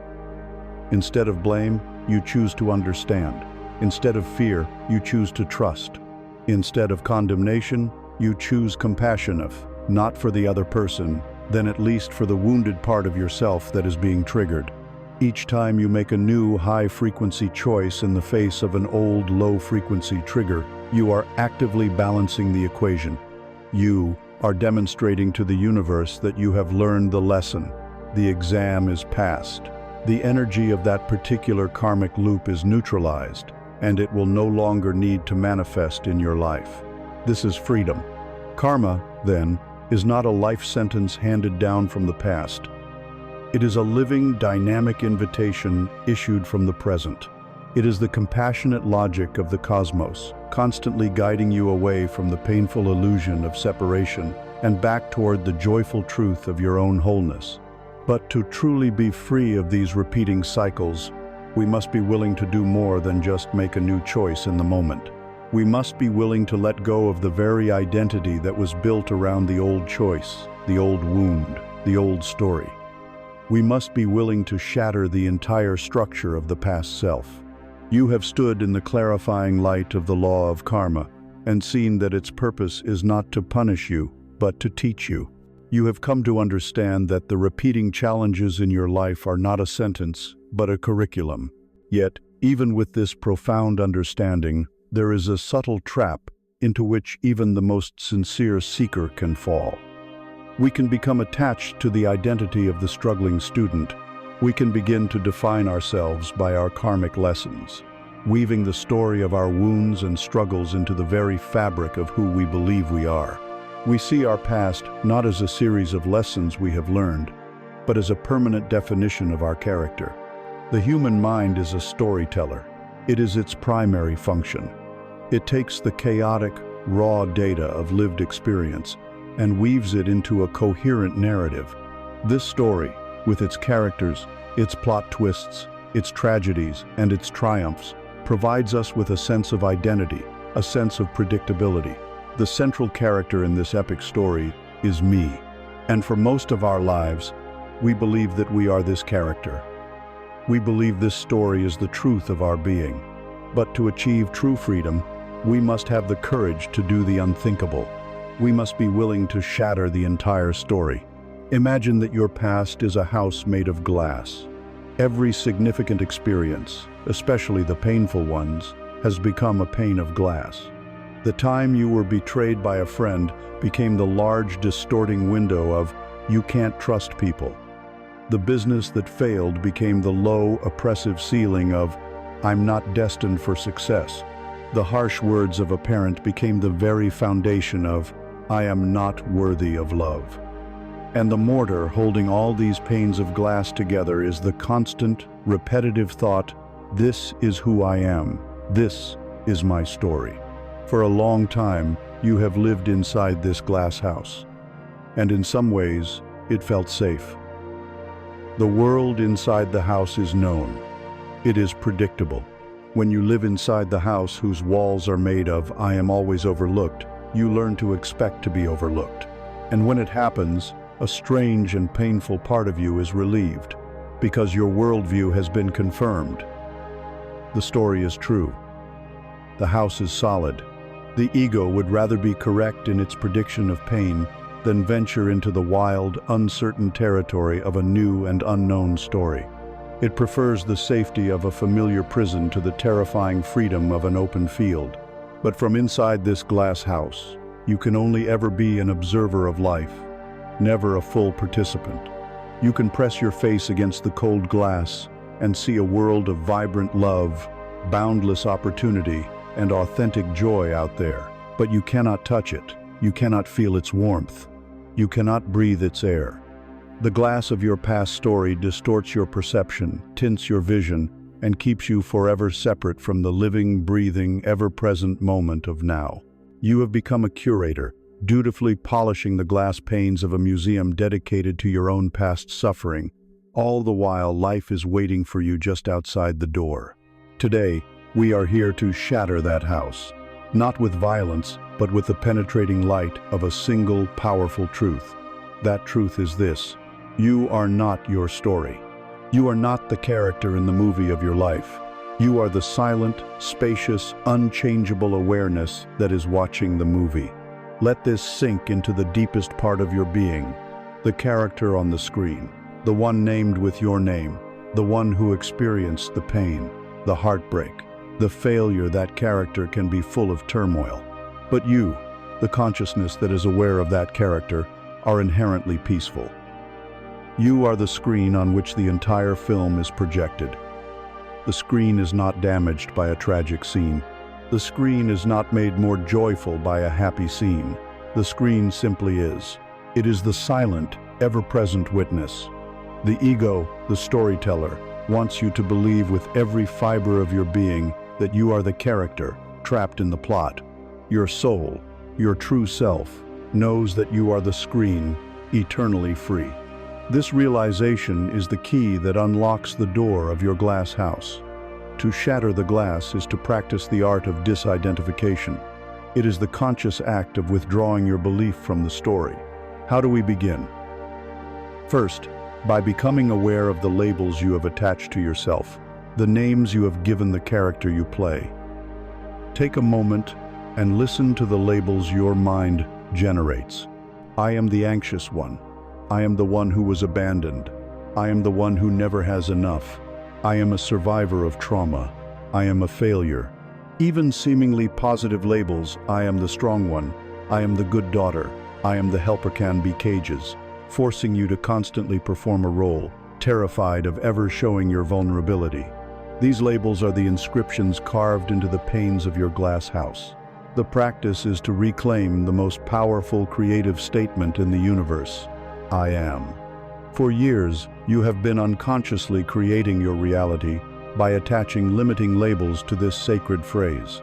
You have been issuing a divine command that says, I am broken. I am unworthy. And the universe, in its infinite obedience, has organized itself to give you an experience that matches your declaration. The act of shattering the glass is to consciously interrupt this process. In your mind, bring forth one of your most persistent and painful stories. See it. See the character of you playing out that old drama. Feel the familiar emotions associated with it.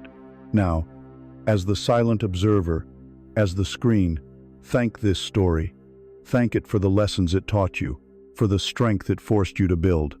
And then, with the authority of your true self, declare to it, you are a story.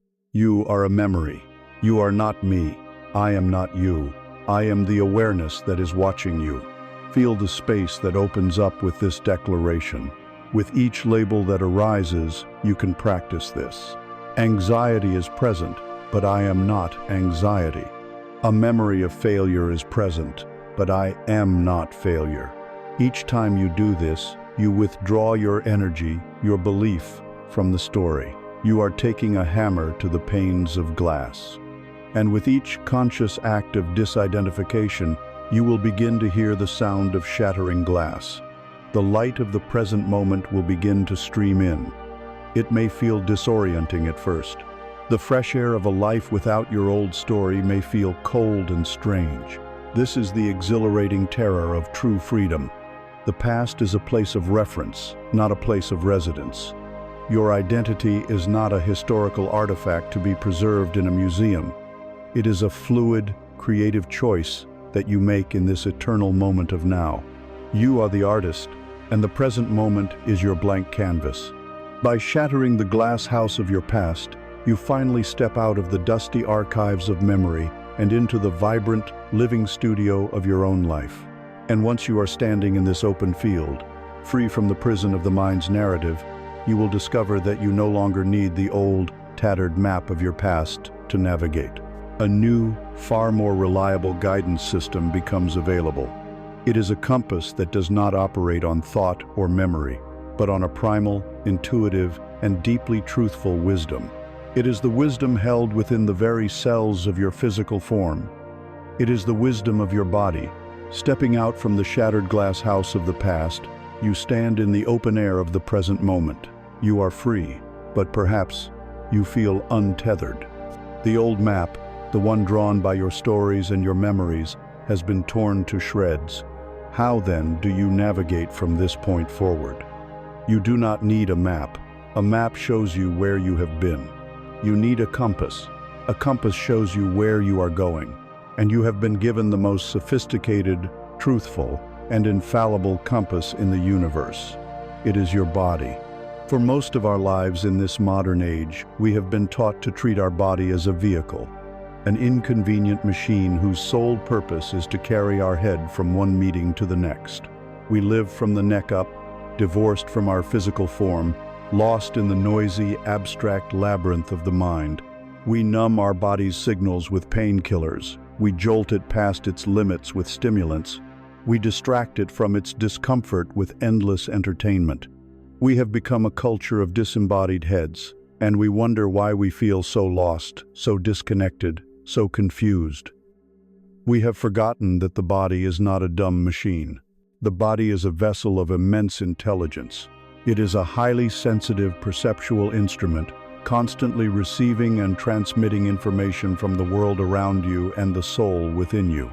The body has its own language, a language far more ancient and honest than any human tongue. This language is not spoken in words, it is spoken in sensation, not in emotion, which is often a mental story we attach to a sensation, but in the raw, unfiltered, physical feeling itself. And the entire vast vocabulary of this language can be distilled into two fundamental words: expansion and contraction.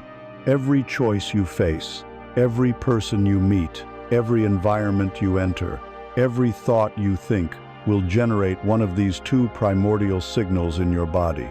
Expansion is the body's sacred yes. It is the feeling of opening, of lightness, of resonance. It can feel like a warmth spreading through your chest, a sense of space opening in your solar plexus, a sudden deepening and easing of your breath. It is a signal of alignment. It is your soul, speaking through the tissue of your body, telling you, this is true for me. This is the way of growth. This brings me closer to life. Contraction is the body's loving number. It is the feeling of tightening, of closing down, of denseness, of resistance. It is the familiar knot in the pit of your stomach. It is the sudden clenching in your jaw or shoulders. It is the tightness in your throat that makes it hard to speak. It is the subtle, inner bracing for impact. This is your soul's clear signal that you are moving out of alignment. It is a warning that says, this is false for me. This path leads away from life. This choice betrays my truth. Here we arrive at a critical distinction. The mind can and does lie. The body, however, cannot. The mind is the master storyteller we met in the last chapter. It is a brilliant liar, a cunning rationalizer. It will weave complex and convincing arguments for why you should take the prestigious job that deadens your soul. The money is good, the security is important. It will justify why you should stay in the relationship that drains your life force, but we have so much history. What if I can't find anyone else? It will convince you to say yes to a request that violates your boundaries because, it argues, it would be rude to say no. Your body has no interest in these elaborate lies. It is a pure instrument of resonance, and it has no agenda other than your well-being and your alignment with truth. When you consider that soul-crushing job, your mind may be shouting, yes, but your body will whisper its profound no through a cold, heavy feeling in your gut.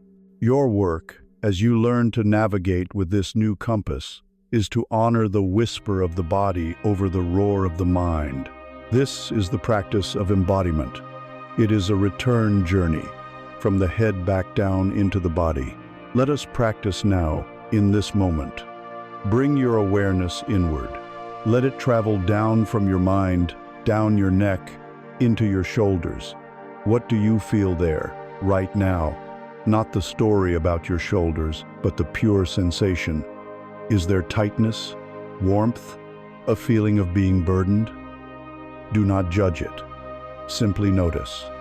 Now let your awareness drop into your chest, the space around your heart. Is it open? Or does it feel guarded, constricted? Travel down into your belly, your solar plexus. What is the weather like in there today? Is it calm and settled, or is it turbulent and knotted? This simple act of inner listening is the foundational skill. You are learning to read your compass. From now on, I invite you to make your decisions in a new way. When faced with a choice, big or small, do not only make a list of pros and cons in your mind. Take a moment to become still. Bring the first option into your awareness. Imagine you have already chosen it. Now, scan your body. What is the signal? Expansion or contraction? Be honest. Then, release that option and bring the second one into your awareness. Imagine you have chosen that one. And again, feel the signal in your body. Your body already knows the answer. It has been trying to give you the answer for years. We have simply been trained to dismiss its wisdom as irrelevant noise, to trust the abstract logic of the mind over the tangible truth of our own flesh. What we call a gut feeling or a hunch is not some mystical fog. It is clear, precise, tangible data being delivered by the highly intelligent nervous system of your body. What happens when we consistently ignore the whispers of contraction? What is the consequence of overriding our body's no 1,000 times over? The body, like any good messenger, must raise its voice. If the whisper is ignored, it must speak. If the speech is ignored, it must shout. And the shout of the body often takes the form of illness, chronic pain, and profound burnout. Begin to look at your physical ailments in a new light. Perhaps they are not random malfunctions of a faulty machine. Perhaps they are the body's last-ditch effort to communicate a vital message your mind has been refusing to hear. That chronic sore throat, could it be the physical manifestation of years of unspoken truths, of words you have swallowed to keep the peace? That debilitating migraine, could it be the result of a mind that is constantly overthinking, trying to control everything, refusing to surrender? That profound fatigue, could it be the inevitable result of 1,000 small moments where you said yes when your entire being was screaming no? Your illness is not your enemy. It is your body, in its immense love for you, finally forcing you to stop, to rest, and at last, to listen. This compass, your body, is the most loyal and truthful friend you will ever have. It has been with you from your first breath and will be with you to your last. It holds the accumulated wisdom of your ancestors and the immediate, vibrant intelligence of your soul. To become embodied, to fully inhabit your physical form with your conscious awarenesses, to end your exile and come home to your most authentic self. It is to reclaim your primal, intuitive power. Trust this compass. Learn its simple language. Follow where it leads. For you will find that it often guides you not to the place that is easiest, but to the place that is most necessary for your healing and growth. It will guide you, with unwavering precision, to the source of your deepest, most persistent ache, for it knows that buried in that exact location is your greatest treasure. It will guide you to your sacred wound. Following the unerring guidance of your body's compass, you have arrived. It has led you past the noisy landscape of the mind, through the valley of forgotten feelings, and it has stopped here, at this tender place within you. It is a place you know well. It is the source of the familiar ache, the center of the old sorrow. It is your deepest wound, and your immediate, lifelong instinct is to recoil, to turn away, to numb it, to cover it, to pretend it does not exist. For your entire life, you have treated this wound as your greatest shame, the dark secret in the basement of your being, the ultimate proof that you are, in some fundamental way, broken. Today, I invite you to do the bravest thing you will ever do. I invite you to be still, to not run away, and to consider a truth so radical it can reorient your entire existence. This place you fear the most is your most holy ground. This wound is not a mark of your failure. It is the emblem of your calling. It is not a punishment. It is an initiation. What is this sacred wound? It is the central, defining emotional injury of your life. For most of us, it originates in the tender years of our childhood. when we were too open and too vulnerable to protect ourselves. It is the wound of abandonment, when a parent was not there for us, physically or emotionally. It is the wound of neglect, of not being truly seen, of having our essential nature overlooked. It is the wound of betrayal, from a trusted friend or family member. It is the wound of criticism, of being told we were too much or not good enough. It is the wound of feeling fundamentally unsafe in the world. This single, core wound then becomes the primary filter through which we experience the rest of our lives. It is the unconscious blueprint used by the architect of our perception. It is the gravitational center of our most persistent karmic loops. It is the story around which we built our entire glass house. And it is the epicenter of the contraction, the no, that we feel in our bodies. All paths on this inward journey lead here, to this sacred ground zero. Our instinct is to try and get rid of it. We spend years in therapy trying to analyze it away. We spend fortunes on spiritual workshops trying to transcend it or release it. We think that to be healed means to one day arrive at a place where the wound is gone, where the scar has vanished without a trace. But this is a misunderstanding of the alchemy of the soul. The wound is not meant to be erased. It is meant to be transformed. Consider the oyster. When a grain of sand is sharp, foreign irritant forces its way inside the oyster's soft and vulnerable flesh. Its life is invaded by a source of constant pain. It cannot expel the grain of sand. To all appearances, the oyster is wounded, perhaps fatally. But then it begins to perform a miracle. It does not attack the irritant. It does not fester in resentment. Instead, it begins to respond with the creative, alchemical process. It secretes a magical, luminous substance called nacre, the mother of pearl. Patiently, layer by luminous layer, it begins to coat the source of its pain. It surrounds the sharp edges of its wound with acceptance, with beauty, with a gentle strength. It does not eliminate the irritant, it integrates it. It transforms the source of its greatest suffering into the seed of its greatest treasure. And over years of this patient, loving, creative response, a pearl is formed. A thing of immense beauty, value, and luminescence, born directly from a wound. And if you were to cut that pearl in half, at its very core, you would still find the original grain of sand. The wound was not removed. The wound became the heart of the miracle. You are the oyster. Your sacred wound is the grain of sand. For years, you have been trying to surgically remove it, only to find that it is impossible. The invitation of the spiritual path is to stop fighting and to begin secreting your own nacre. You must learn to coat the source of your pain with layer after luminous layer of your own conscious, loving awareness. The first layer is compassion, learning to speak to the wounded part of yourself with the kindness you always longed for. The next layer is understanding, seeing how that wound has shaped you and taught you. The next is forgiveness, for those who inflicted the wound, and for yourself for the ways you have perpetuated it. The next is courage, the courage to own your story without shame. This is the sacred work. You are not erasing your wound. You are transforming it into a pearl. And this pearl is your purpose. It is your gift. It is the unique medicine that only you can offer the world. This is another great secret. Your greatest strength is always hidden inside your deepest suffering. The soul who carries the wound of abandonment does not, when they heal, simply become normal. They become a master of presence.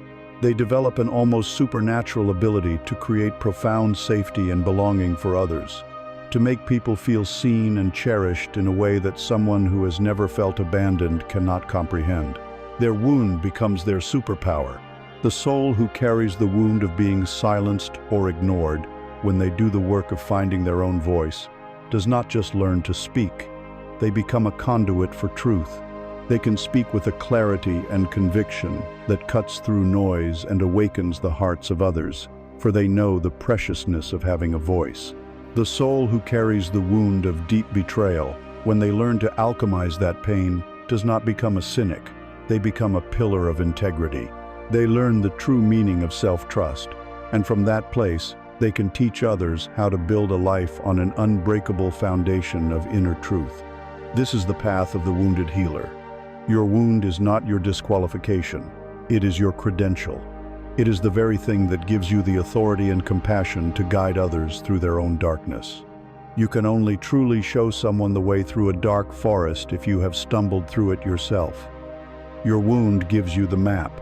Your pain is alchemized into your purpose. So how do we begin this sacred process of pearl making? It is not about endlessly analyzing the past or picking at the scab of the old story. It is a gentler, more embodied process. It begins by using your body compass to locate the wound as a physical sensation. Where does it live in you? Is it a hollowness in your chest, a tightness in your throat, an ache in your belly? Once you have located it, your only work is to bring your gentle, loving awareness there. Do not try to fix it or change it. Simply breathe into it. Surround it with the warmth of your attention. This is the first layer of nacre. You can place a hand on that part of your body and send it a feeling of love, of acceptance. You can speak to it internally, as you would a frightened child. I am here with you. You are safe. I will not abandon you. This is not a one-time fix. This is a lifelong practice of tending to your own sacred ground. Your wound is not a mistake. It is not a sign of your imperfection. It is the place where you have been cracked open. It is the fault line in your armor through which the light of the divine can finally enter your being, and from there, shine back out into the world. It is the sacred wound that makes you human, that makes you compassionate, that makes you a healer. To embrace this wound, to carry it with dignity and without shame, requires a depth of courage you may not have known you possess. It requires you to let go of the need to appear perfect, to be seen as healed or enlightened. It requires you to be utterly, authentically, and vulnerably yourself, wound and all. And this requires a very specific kind of bravery. It is the courage to be nothing. Following the unerring guidance of your body's compass, you have arrived. It has led you past the noisy landscape of the mind, through the valley of forgotten feelings, and it has stopped here, at this tender place within you. It is a place you know well. It is the source of the familiar ache, the center of the old sorrow. It is your deepest wound. And your immediate, lifelong instinct is to recoil, to turn away, to numb it, to cover it, to pretend it does not exist. For your entire life, you have treated this wound as your greatest shame, the dark secret in the basement of your being, the ultimate proof that you are, in some fundamental way, broken. Today, I invite you to do the bravest thing you will ever do. I invite you to be still, to not run away, and to consider a truth so radical it can reorient your entire existence. This place you fear the most is your most holy ground. This wound is not a mark of your failure. It is the emblem of your calling. It is not a punishment. It is an initiation. What is this sacred wound? It is the central, defining emotional injury of your life. For most of us, it originates in the tender years of our childhood, when we were too open and too vulnerable to protect ourselves. It is the wound of abandonment when a parent was not there for us, physically or emotionally. It is the wound of neglect, of not being truly seen, of having our essential nature overlooked. It is the wound of betrayal from a trusted friend or family member. It is the wound of criticism, of being told we were too much or not good enough. It is the wound of feeling fundamentally unsafe in the world. This single, core wound then becomes the primary filter through which we experience the rest of our lives. It is the unconscious blueprint used by the architect of our perception. It is the gravitational center of our most persistent karmic loops. It is the story around which we built our entire glass house. And it is the epicenter of the contraction, the no, that we feel in our bodies. All paths on this inward journey lead here, to this sacred ground zero. Our instinct is to try and get rid of it. We spend years in therapy trying to analyze it away. We spend fortunes on spiritual workshops trying to transcend it or release it. We think that to be healed means to one day arrive at a place where the wound is gone, where the scar has vanished without a trace. But this is a misunderstanding of the alchemy of the soul. The wound is not meant to be erased. It is meant to be transformed. Consider the oyster. When a grain of sand is sharp, foreign irritant forces its way inside the oyster's soft and vulnerable flesh. Its life is invaded by a source of constant pain. It cannot expel the grain of sand. To all appearances, the oyster is wounded, perhaps fatally. But then, it begins to perform a miracle. It does not attack the irritant. It does not fester in resentment. Instead, it begins to respond with a creative, alchemical process. It secretes a magical, luminous substance called nacre, the mother of pearl. Patiently, layer by luminous layer, it begins to coat the source of its pain. It surrounds the sharp edges of its wound with acceptance, with beauty, with a gentle strength. It does not eliminate the irritant. It integrates it. It transforms the source of its greatest suffering into the seed of its greatest treasure. And over years of this patient, loving, creative response, a pearl is formed. A thing of immense beauty, value, and luminescence, born directly from a wound. And if you were to cut that pearl in half, at its very core, you would still find the original grain of sand. The wound was not removed. The wound became the heart of the miracle. You are the oyster. Your sacred wound is the grain of sand. For years, you have been trying to surgically remove it, only to find that it is impossible. The invitation of the spiritual path is to stop fighting and to begin secreting your own nacre. You must learn to coat the source of your pain with layer after luminous layer of your own conscious, loving awareness. The first layer is compassion, learning to speak to the wounded part of yourself with the kindness you always longed for. The next layer is understanding, seeing how that wound has shaped you and taught you. The next is forgiveness, for those who inflicted the wound and for yourself, for the ways you have perpetuated it.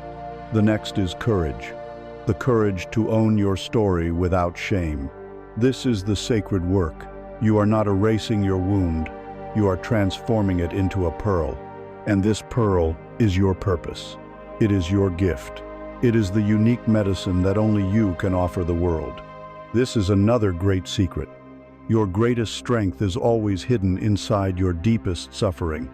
The soul who carries the wound of abandonment does not, when they heal, simply become normal. They become a master of presence. They develop an almost supernatural ability to create profound safety and belonging for others, to make people feel seen and cherished in a way that someone who has never felt abandoned cannot comprehend. Their wound becomes their superpower. The soul who carries the wound of being silenced or ignored, when they do the work of finding their own voice, does not just learn to speak. They become a conduit for truth. They can speak with a clarity and conviction that cuts through noise and awakens the hearts of others, for they know the preciousness of having a voice. The soul who carries the wound of deep betrayal, when they learn to alchemize that pain, does not become a cynic. They become a pillar of integrity. They learn the true meaning of self-trust, and from that place, they can teach others how to build a life on an unbreakable foundation of inner truth. This is the path of the wounded healer. Your wound is not your disqualification, it is your credential. It is the very thing that gives you the authority and compassion to guide others through their own darkness. You can only truly show someone the way through a dark forest if you have stumbled through it yourself. Your wound gives you the map. Your pain is alchemized into your purpose. So how do we begin this sacred process of pearl making? It is not about endlessly analyzing the past or picking at the scab of the old story. It is a gentler, more embodied process. It begins by using your body compass to locate the wound as a physical sensation. Where does it live in you? Is it a hollowness in your chest, a tightness in your throat, an ache in your belly? Once you have located it, your only work is to bring your gentle, loving awareness there. Do not try to fix it or change it. Simply breathe into it. Surround it with the warmth of your attention. This is the first layer of nacre. You can place a hand on that part of your body and send it a feeling of love, of acceptance. You can speak to it internally, as you would a frightened child. I am here with you. You are safe. I will not abandon you. This is not a one-time fix. This is a lifelong practice of tending to your own sacred ground. Your wound is not a mistake. It is not a sign of your imperfection. It is the place where you have been cracked open. It is the fault line in your armor through which the light of the divine can finally enter your being, and from there, shine back out into the world. It is the sacred wound that makes you human, that makes you compassionate, that makes you a healer. To embrace this wound, to carry it with dignity and without shame, requires a depth of courage you may not have known you possess. It requires you to let go of the need to appear perfect, to be seen as healed or enlightened. It requires you to be utterly, authentically, and vulnerably yourself, wound and all. And this requires a very specific kind of bravery. It is the courage to be nothing. Having journeyed through the holy emptiness of the void, you have touched the profound freedom of being nothing. In that spaciousness, the old, rigid identity constructed by the ego was allowed to dissolve. The labels, the stories, the heavy costume of your pastol were laid down. You have stood, perhaps for the first time, on the cleared ground of your own pure awareness. This is a place of immense power, but also of immense vulnerability, for a space that has been cleared will not remain empty for long. Nature and consciousness abhors a vacuum. On this newly cleared ground, you are faced with a choice of supreme importance. Will you allow the old, familiar structures of thought and belief to be rebuilt by habit and by the world around you? Or will you consciously, deliberately, and with sacred intention, take up the tools of the master builder and forge a new kind of mind? For years, your mind has not been your own. It has been a colonized territory, an outpost occupied by foreign powers. Now, on the foundation of your true, formless nature, you are called not to rebuild the old outpost, but to construct a glorious, impenetrable, and self-governing kingdom. The time has come for the forging of a sovereign mind. Let us first examine the nature of the colonized mind, the state in which most of humanity lives. A colonized mind is one whose internal landscape is controlled by forces other than its own conscious, divine will. These occupying forces are many. The first is the ghost of your own past, conditioning the inner critic, the echo of a parent's disapproval, the ingrained beliefs of unworthiness that you inherited. This inner colonizer has established laws and built prisons within you, decreeing what you are and are not allowed to be, think, or feel. It is a government of ghosts, ruling over your present with the iron fist of your past. The second occupying force is that of the collective, the society around you. From the moment you were born, you have been inundated with its expectations, its definitions of success, its rules of behavior. The world has told you what your body should look like, what your career path should be, how your relationships should function, what you should accumulate to be considered happy.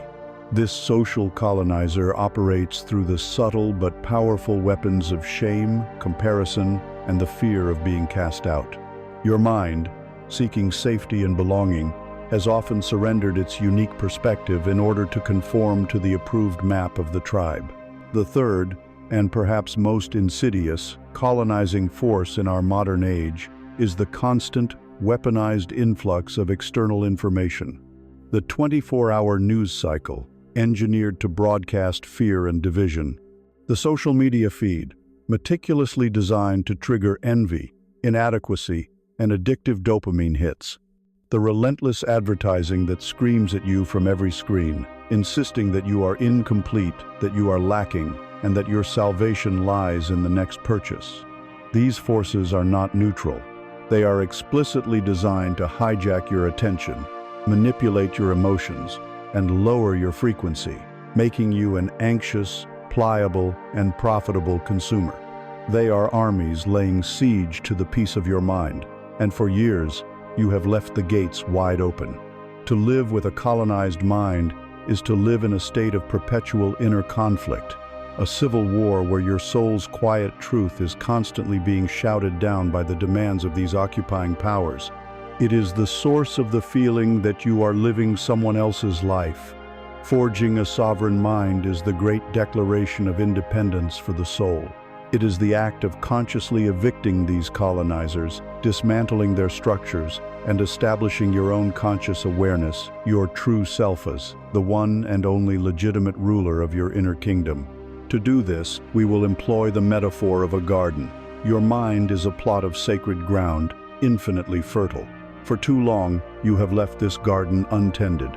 You have allowed the winds to carry in whatever seeds they may.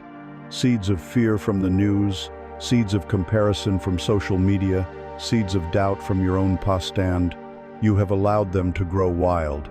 The result is a chaotic jungle of weeds, choking out the light, tangling the pathways, and bearing only the bitter fruit of anxiety and confusion. The sovereign gardener understands that they are wholly responsible for the state of their garden. They know that if they do not consciously and deliberately plant the flowers and fruits they wish to see, the weeds will take over by default. Weeds are opportunistic. They require no special cultivation. Peace, clarity, love, and creativity, however, are delicate plants. They must be chosen, planted, nurtured, and protected. The first and most fundamental practice of the sovereign gardener is to learn to distinguish the flowers from the weeds. This is the practice of the watchtower. You must become the silent, non-judgmental observer of your own thoughts. Imagine yourself seated in a high watchtower, looking down upon the landscape of your mind. The thoughts are like clouds passing in the sky. Here comes a dark, stormy cloud of worry. Here comes a wispy cloud of a pleasant memory. Here comes a jagged cloud of self-criticism. From your place in the watchtower, you do not try to stop the clouds or chase them away. You simply watch them come and go. You note their texture, their color, their speed. You notice, perhaps for the first time, that you are not the clouds. You are the vast, silent, blue sky in which the clouds appear. Practice this throughout your day. When a thought arises, "I'm going to fail at this," instead of immediately believing it and becoming it, add the preface, "I am aware of the thought that I am going to fail." This simple shift in language creates a space. It moves you from being the thought to being the awareness of the thought. You are no longer a prisoner in the storm. You are the sky watching the storm. This is the first act of reclaiming your territory. You are identifying the weeds without getting tangled in them. The second practice is to build a fence and guard the gate. This is the gatekeeper's creed. A sovereign mind is meticulously conscious of what it allows to enter its sacred space. You must become the vigilant gatekeeper of your own senses. This means cultivating a new relationship with information. Does reading the news of distant tragedies leave you feeling empowered to help? Or does it leave you feeling helpless, anxious, and afraid? If it is the latter, you must have the courage to limit your exposure. Does scrolling through the curated perfection of other people's lives on social media leave you feeling inspired? Or does it leave you feeling envious and inadequate? Be ruthlessly honest. Unfollow any account that makes you feel less than. Your peace of mind is infinitely more valuable than your fear of missing out. This creed extends beyond media. It applies to your relationships. Who do you allow into the inner sanctum of your time and energy? Do the people you spend time with leave you feeling energized and seen, or drained and diminished? You have a responsibility to your inner kingdom to limit your exposure to those who consistently pollute your garden with the weeds of their own negativity and cynicism. This is not an act of judgment. It is an act of profound self-respect. It is sovereign border control. The third practice is to consciously cultivate sacred silence. The weeds of the mind thrive in constant noise and stimulation. Silence is like a controlled burn that clears out the undergrowth and allows the soil to breathe. You must intentionally carve out moments of silence in your day, moments where you are not consuming anything. No podcast, no music, no conversation, no thoughts. It can be 5 minutes in the morning, sitting with your eyes closed before the day begins. It can be a silent walk in nature, with your phone left behind. In these moments, you are allowing the cache of your mind to be cleared.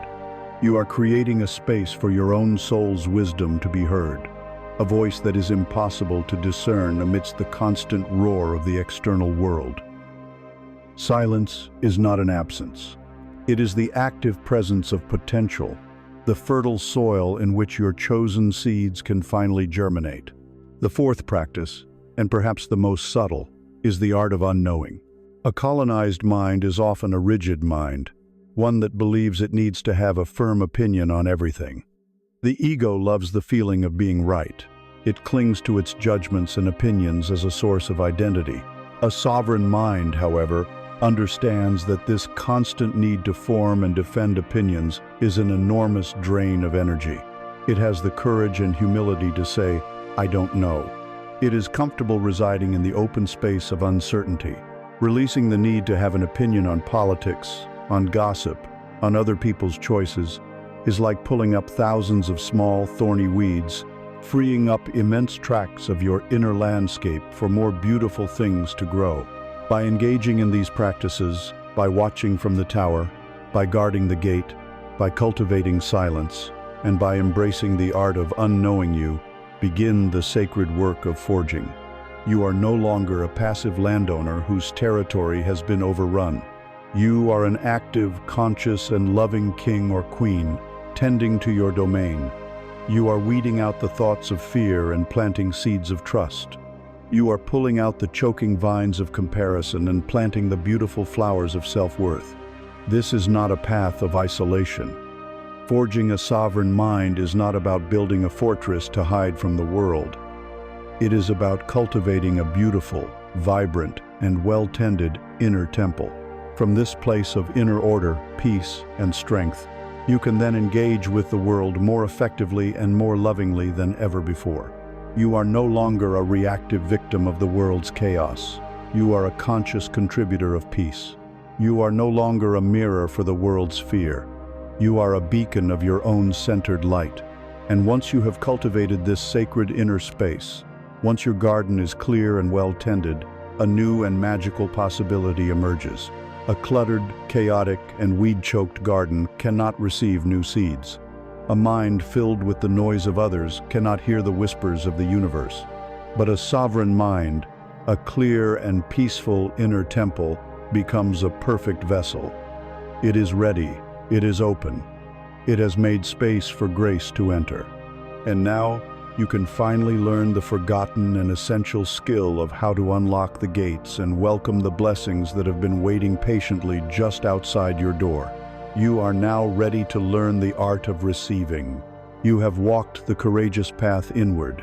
You have cleared the chaotic jungle of your mind, and in its place, you have cultivated a sacred garden, a sovereign inner kingdom. You have learned to be the conscious gardener, the vigilant gatekeeper, the ruler of your own mental and emotional landscape. This space you have forged is now peaceful. It is clear, it is strong. But it is not meant to remain a pristine, empty fortress. A temple is not built to be left vacant. It is built to house the divine. A garden is not tilled to remain fallow. It is tilled to receive the seeds of new life. Having done the profound work of forging, clearing, and guarding, you are now called to master a seemingly opposite yet complementary skill. You are called to learn the gentle, graceful, and profoundly powerful practice of non-doing.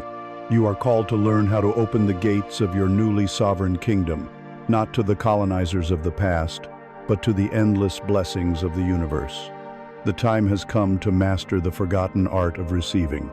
In our world, we have been conditioned to believe that our value lies in what we do, what we give, what we produce. We are taught to be strivers, givers, helpers, and achievers. We wear our exhaustion as a badge of honor and our self-sacrifice as a mark of virtue. In this paradigm, the act of receiving is seen as selfish, weak, or indulgent. When offered a gift, we feel unworthy. When offered a compliment, we deflect it. When offered help, we insist, "No, no, I'm fine." We have become masters of pushing away the very abundance, love, and support we secretly crave. Our hands, so skilled at giving, are clumsy and arthritic when it comes to the simple act of taking what is freely offered. This is one of the greatest and most tragic blockages in the flow of human life. To heal this, we must first diagnose the nature of the blockage. Why is it so difficult to simply receive? We must look at the intricate locks we ourselves have placed upon the door to our own heart. The first and heaviest lock is the lock of unworthiness. This is the core belief, forged in the pain of your sacred wound, that whispers, "I am not good enough." When the universe presents you with a gift, a sudden opportunity, a loving word, an act of kindness, this belief immediately cross-references it against its internal file. The file says, "unworthy," but the gift says, "you are worthy." Since the ego would rather be right than be happy, it concludes the gift must be a mistake. And so, you reject it. You tell yourself you haven't earned it, that you don't deserve it. This isn't humility. It is a deep-seated rejection of your own divine birthright. You are refusing the gift, not because you are humble, but because you are clinging to the painful story that you are not worthy of it. The second is the lock of indebtedness. Our transactional world has taught us that there is no such thing as a free lunch. We have been conditioned to believe that every gift is a down payment on a future obligation. If we receive help, we are now in their debt. If we receive a present, we must now find one of equal or greater value to give back. This turns the joyful, spontaneous act of giving into a stressful, calculated exchange. It robs the gift of its grace and turns it into a burden. To avoid this perceived burden, this uncomfortable feeling of indebtedness, we simply refuse the gift altogether. We lock the door to avoid signing for the package because we fear the bill that might follow. The third is the lock of control. To receive is an act of surrender. It requires a degree of vulnerability. It is an admission that you are not an island, that you have needs, and that you are willing to allow another person, or the universe itself, to meet those needs. The ego, whose entire identity is often built on being the strong, capable, independent doer, finds this intolerable. To receive help is, for the ego, a confession of weakness, a loss of control. By insisting I can do it myself, you are defending the ego's fragile illusion of omnipotence, and in doing so, you are shutting out the support and ease that could make your life so much more graceful. The fourth lock is one forged from past hurts, the lock of suspicion. If your trust has been broken in the past, you may have developed a cynical worldview that constantly asks, what's the catch? What do they really want? You see every offer of help as a manipulation, every compliment as flattery with a hidden motive, every gift as a Trojan horse. You lock the door not out of unworthiness, but out of a deep-seated fear of being hurt again. It is a defense mechanism that, while designed to keep out pain, inadvertently starves you of all potential joy and connection. And finally, there is the most righteous-seeming lock of all, the virtue of self-sacrifice. Many of us have built our entire identity around being the giver. We are the ones who solve everyone's problems, who listen to every story, who give our time, energy, and resources freely. Our sense of value comes from this role. To receive, then, poses an existential threat to this identity. If I am the one receiving help, then I am no longer the strong one. If I allow someone to care for me, then I lose my role as the caretaker. And so, we vehemently refuse all offers of support, not because we don't need it, but because our ego is terrified of the role reversal. These locks, forged in the fires of our past, keep the door to our heart firmly bolted. The universe, in its infinite generosity, is constantly leaving gifts on our doorstep, but it will not kick down the door. It respects your free will, even the will to starve in a room full of food. The art of receiving is the art of consciously, bravely, walking to your own front door and beginning to dismantle these ancient locks. We must redefine what it means to receive. It is not a selfish act, it is a sacred one. Think of the universe as a great circulatory system. Energy, in the form of love, abundance, and inspiration, is meant to flow. Giving is the exhale, receiving is the inhale. For years, you have been only exhaling, and you wonder why you feel so depleted. To refuse to receive is to hold your breath. It is to dam the river, creating stagnation not only for yourself, but for the entire system. When you learn to receive with open, grateful hands, you are allowing the inhale. You are completing the energetic circuit. You become a clear channel through which the universe can flow, allowing you to then give again from a place of genuine fullness, not from a place of depletion. Furthermore, to receive gracefully is an act of generosity to the giver. When someone offers you a genuine compliment or a heartfelt gift, they are attempting to share their own abundance. When you deflect it or refuse it, you are denying them the joy of their own expression. You are implicitly rejecting their gift and their judgment.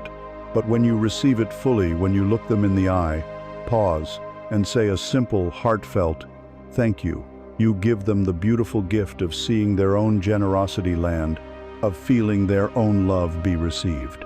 You complete the circuit for them, as well as for you. This art extends far beyond just material things. It is the art of receiving a new idea that seems to come from nowhere. It is the art of receiving a synchronous event as a loving wink from the universe, not just a random coincidence. It is the art of receiving a moment of beauty, the pattern of light on the floor, the song of a bird and allowing it to truly nourish you, rather than just noticing it and moving on. Your sovereign, silent mind is the vessel. The universe is constantly trying to fill it. The art of receiving is the practice of keeping the lid off. So how do we practice this? We begin small. We practice with the compliment alchemist. The next time someone pays you a compliment, notice your immediate, conditioned impulse to deflect, deny, or downplay it. Intercept that impulse. This is your practice. First, pause. Stop talking. Second, take a full, conscious breath. This grounds you in your body. Third, make gentle eye contact with the person. And fourth, say the two most powerful words of receiving, "Thank you." Do not add a justification or a denial. Simply, "Thank you." Then, in the silence of your own mind, add the affirmation, "I receive that. I am letting this good energy in." Feel it land. Feel it nourish the part of you that has been starved of acknowledgement for so long. Next, you practice with gracious acceptance. The next time someone offers to help you to carry your bags, to buy you a coffee, to offer a piece of advice, your automatic, "No thank you, I'm fine," intercept it. As an experiment, just this once, say, "Thank you so much. I would love that." Notice the feeling of vulnerability. Notice the ego's discomfort, and also notice the relief. Notice the ease that comes from letting go of the exhausting need to do everything by yourself. Then, practice being a sensory receiver. For just 5 minutes a day, sit down and do nothing but receive the world through your senses. Do not label or judge. Simply receive the sensation of warmth from the sun on your skin. Receive the complex tapestry of sounds around you. Receive the intricate flavors of your food or drink. This trains your entire being, on a cellular level, to shift from a mode of active doing to a mode of open receiving. Finally, practice acknowledging the invisible gifts. At the end of each day, take a moment to account for the non-material gifts you received. The gift of a new insight, the gift of a problem that suddenly resolved itself, the gift of a moment of unexpected peace, the gift of a stranger's smile. You will begin to see that you are being showered with hundreds of gifts every single day. You simply had your door locked and your curtains drawn. By practicing this sacred art, you are sending a new, powerful message to the cosmos. You are declaring that you are worthy. You are declaring that you are open. You are declaring that you trust the goodness of life. You are transforming your sovereign kingdom from a barren fortress into a lush, welcoming garden, ready for the seeds of grace. This state of open, trusting, sovereign receptivity is the fertile ground where your own powerful intention finally meets the magic of the universe. It is where you stop trying to make things happen, and you begin the divine dance of co-creation. It is where you realize that destiny is not a monologue you must shout into the void, but a beautiful and intimate dialogue that is always waiting for you to join in. You have cleared the sacred ground of your mind and opened the gates of your heart. You have practiced the art of sovereign intention and the graceful alchemy of surrender. You have learned that you are not a victim of circumstance, but a conscious architect of your reality. And in this new state of open, trusting awareness, you are ready to engage with life in a completely new way. You are ready to stop shouting a fearful monologue into the void and begin participating in the beautiful and intimate conversation that is always being offered to you. You are ready to understand that destiny is not a script, but a dialogue. For centuries, humanity has been caught between two equally disempowering views of its own fate. The first is that of a rigid, predetermined destiny. In this view, our lives are a script, written in indelible ink by some unseen cosmic playwright long before we were born. We are merely actors, reading our lines, hitting our marks, moving inexorably toward a final scene we cannot change. This belief, while offering a strange comfort in its release of responsibility, ultimately leads to a sense of profound helplessness, resignation, and a life lived in shades of gray. The second, more modern view is that of radical, isolated individualism. This is the belief that I, and I alone, am the creator of my reality. It is the mantra of the ego that wishes to be its own god. While this can feel empowering at first, it often leads to a different kind of prison.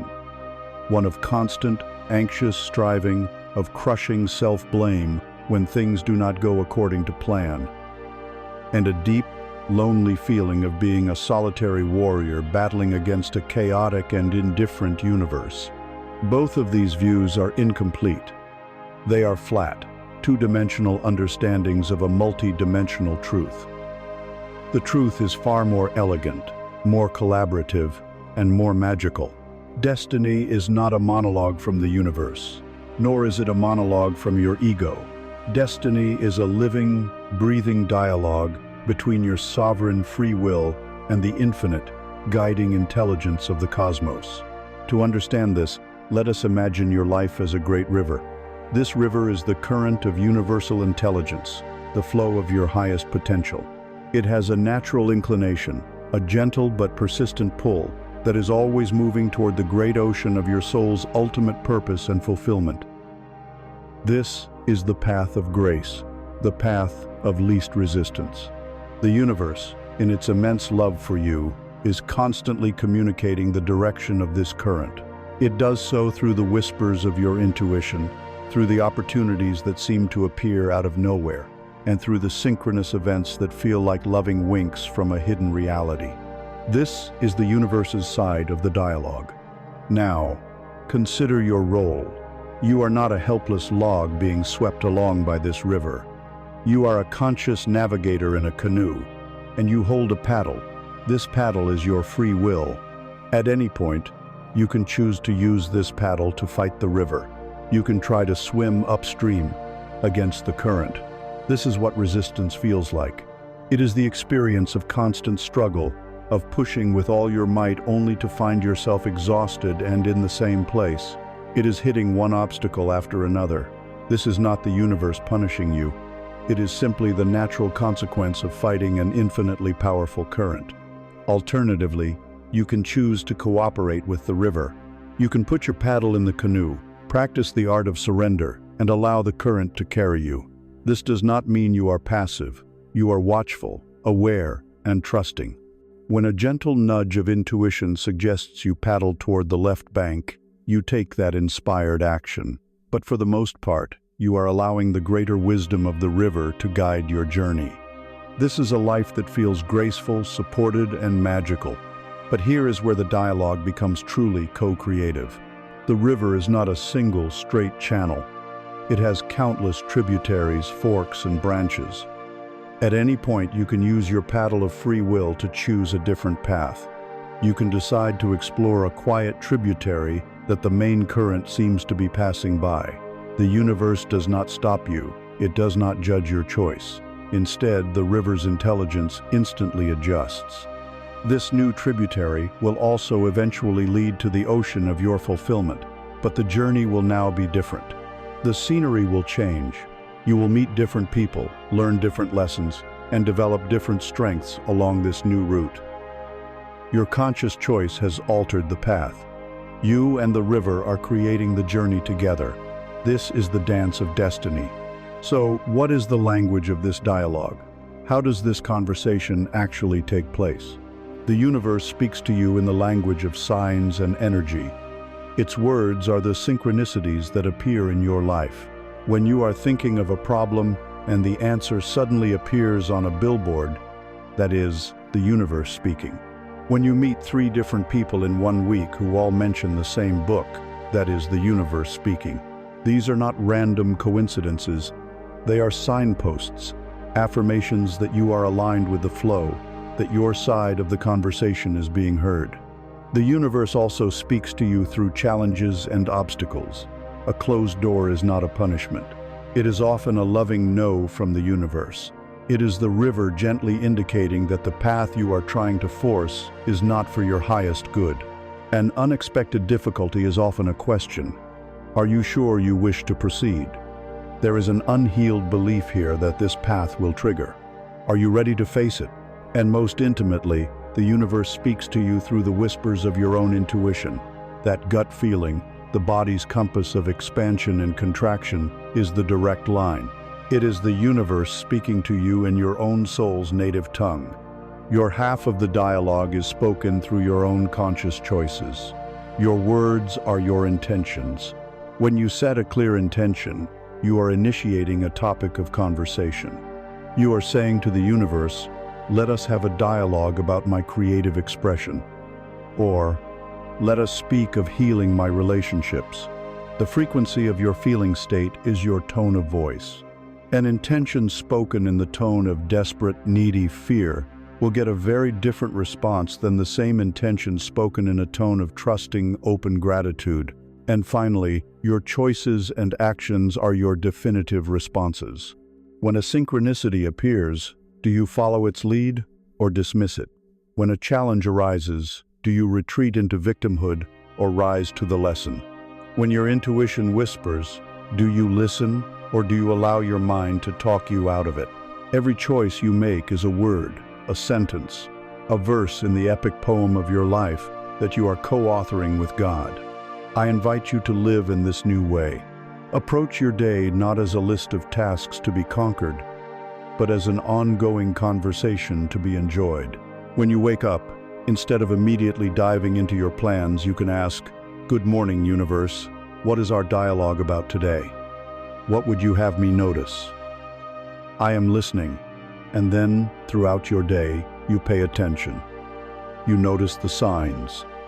You feel for the energetic currents. You listen for the whispers. You treat your life not as a stressful project to be managed, but as a magical, interactive adventure. Destiny is not a final destination you must struggle to reach. It is the sublime, moment-to-moment dance between your own divine, sovereign choice and the universe's infinite, loving wisdom. You are neither a puppet on a string nor a lonely god in a void. You are a beloved co-creator, a divine dance partner. And the most powerful way to ensure this dance is one of grace and beauty, is to learn how your very state of being, the quality of your presence, can itself become the most eloquent and beautiful word you can speak. It is to learn how to live your life as a prayer. In the sacred dialogue with destiny, you have learned to speak your intention and to listen for the universe's response. You understand that your life is a co-creation, a divine dance between your will and the will of the cosmos. Now, we arrive at a question of profound importance. How do you ensure your side of this conversation is not just heard, but is compelling, clear, and resonant with the very fabric of creation. What is the most powerful word you can speak? The answer is that the most potent prayer you will ever offer is not a prayer of words, but a prayer of being. The most effective communication you will ever have with the universe is not what you ask for in a moment of ritual, but who you are in every moment of your life. The ultimate creative act is to learn how to stop praying for a reality and to start being the reality you wish to experience. It is the sacred art of living as the prayer. We have been taught to pray as petitioners, as beggars. We approach the altar of life from a place of lack, our hands outstretched, pleading for what we do not have. We pray for abundance because we feel poor. We pray for love because we feel lonely. We pray for healing because we feel broken. And the universe, in its perfect, impersonal honesty, hears not our carefully chosen words, but the feeling frequency from which they are broadcast. It hears poor, lonely, broken, and as the great mirror of our consciousness, it faithfully reflects back to us a reality that confirms our inner state. We ask for bread, but because we are praying from a state of starvation, we are given more hunger. This is the tragic loop of conventional prayer. To live as the prayer is to completely invert this process. It is the most advanced application of the laws of frequency and reflection we have explored. It is founded upon a deep understanding of how reality is constructed. Your subconscious mind, the vast, powerful intelligence that orchestrates 95% of your life, does not know the difference between a vividly imagined experience and a physically real one. To the subconscious, a feeling is a fact. When you deliberately and consciously generate the authentic feeling of your desire already being fulfilled, you are impressing a new truth upon this fertile subconscious soil. You are planting a new seed, not with hope, but with the authority of experience. Once the subconscious accepts this new feeling state as reality, it begins its tireless work. It filters your perception of the world, causing you to notice opportunities you were previously blind to. It subtly alters your body language, your posture, your tone of voice, causing others to respond to you differently. It guides your intuitive nudges, pulling you toward the people, places, and events that are in harmony with this new inner reality. You are no longer chasing a goal out there, you are allowing a reality to unfold from in here. You are living from the end. This is the great secret known by mystics and masters throughout the ages. You must assume the feeling of the wish fulfilled. This is far more than simple positive thinking. It is a deep, disciplined, and transformative practice of spiritual embodiment. Let us walk through the steps of this sacred art together. The first step is to achieve absolute clarity on the end state. Not the process, not the how, but the very end. If you desire financial abundance, the end is not the picture of a check arriving in the mail. That is a means to an end. The true end is the feeling of security, of freedom, of relief, of ease. If you desire a loving partner, the end is not the dating process. The end is the feeling of companionship, of being deeply seen, of quiet intimacy. You must distill your desire down to its pure, emotional essence. What is the feeling you are truly seeking? The second step is the active creation of a scene that implies your wish is already a fact. This is an act of sanctified imagination. You will construct a short, vivid, multi-sensory scene that you would experience after your prayer has been answered. The key here is implication. It is more powerful to imagine a friend congratulating you on your success than to imagine the success itself. It is more effective to imagine yourself walking hand in hand with a loved one, feeling the warmth of their presence, than to imagine a face you have not yet seen. The scene must feel natural, something that would happen as a consequence of your desire being real. Let us guide you through this now. Find a quiet space, close your eyes, take a few deep centering breaths, coming home to your body. Now, bring to mind your clarified desire. What is the feeling of the end state? Is it relief, joy, peace, security, love? Hold that feeling as your guiding star. Now, Construct your short scene, a conversation with a loved one, a quiet moment in your new reality. See it through your own eyes. What would you actually see? What sounds would you hear? What textures would you feel? Make it as real and as vivid as possible. The third and most critical step is to saturate your being with the feeling. This is not a passive movie you are watching in your mind. You must step into the scene. You must generate the actual physical sensation of it being true right now. If your scene implies relief, then allow your shoulders to drop. Let out a deep sigh. Feel the knot of tension in your stomach dissolve. If your scene implies joy, allow a genuine smile to spread across your face. Feel the lightness, the effervescence in your chest. You must trick your body into believing this is happening now. The feeling is the prayer. The sensation is the signal. This is the moment you are impressing the new reality upon your subconscious mind. Linger in this feeling. Bathe in it. Let it permeate every cell of your being. The fourth step is the great paradox we have met before, the Sabbath. After you have successfully ignited the feeling of the wish fulfilled and experienced its reality in your imagination, you must let it go. You must drop it. This is an act of supreme faith. To continue to worry about it, to check for signs, to wonder if it worked, is to dig up the seed you have just planted. It is to negate your prayer by reintroducing the frequency of doubt and lack. The Sabbath is a state of quiet, confident knowing. You have successfully performed the creative act. It is done. You go about your day, trusting that the forces of the universe are now arranging the bridge of incidents, the series of seemingly natural events, encounters, and opportunities that will lead you to the physical manifestation of your inner state. You rest in the assumption that your prayer is already a fact, waiting to unfold in the three-dimensional world. This practice is not something you do once. It is a state you learn to inhabit. You learn to live from the end, not toward the end. This becomes your new mental diet. Throughout your day, when the old thoughts of doubt or fear arise, as they will, you do not fight them. You do not argue with them. You simply, peacefully, return to the feeling of the wish fulfilled. A thought of, "I don't have enough money," arises. You smile inwardly and respond, "That's an interesting old thought, but I remember the feeling of profound security. I choose that feeling now." You are gently guiding your own mind back to the new truth, over and over again. You begin to make your decisions from this new state of being. You ask yourself, what would the version of me who is already healed do today? What would the version of me who is already deeply loved choose in this situation? You will find that your choices begin to change. You will carry yourself differently. You will speak with more confidence. You will take risks that the old you would have been too afraid to take. You are no longer trying to get something. You are acting from the state of having it. This is the most powerful signal you can possibly send to the universe. To live as the prayer is to close the gap between your inner world and the outer world.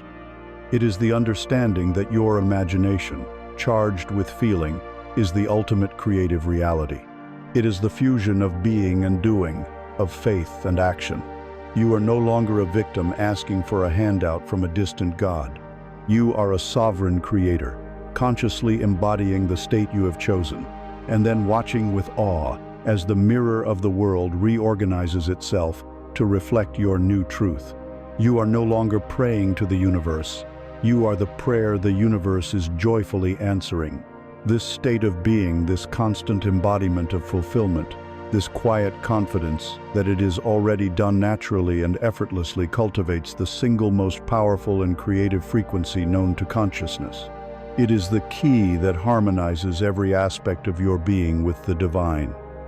It is the bedrock upon which all miracles are built. It is the master frequency that unlocks every door. It is the profound and simple resonance of gratitude.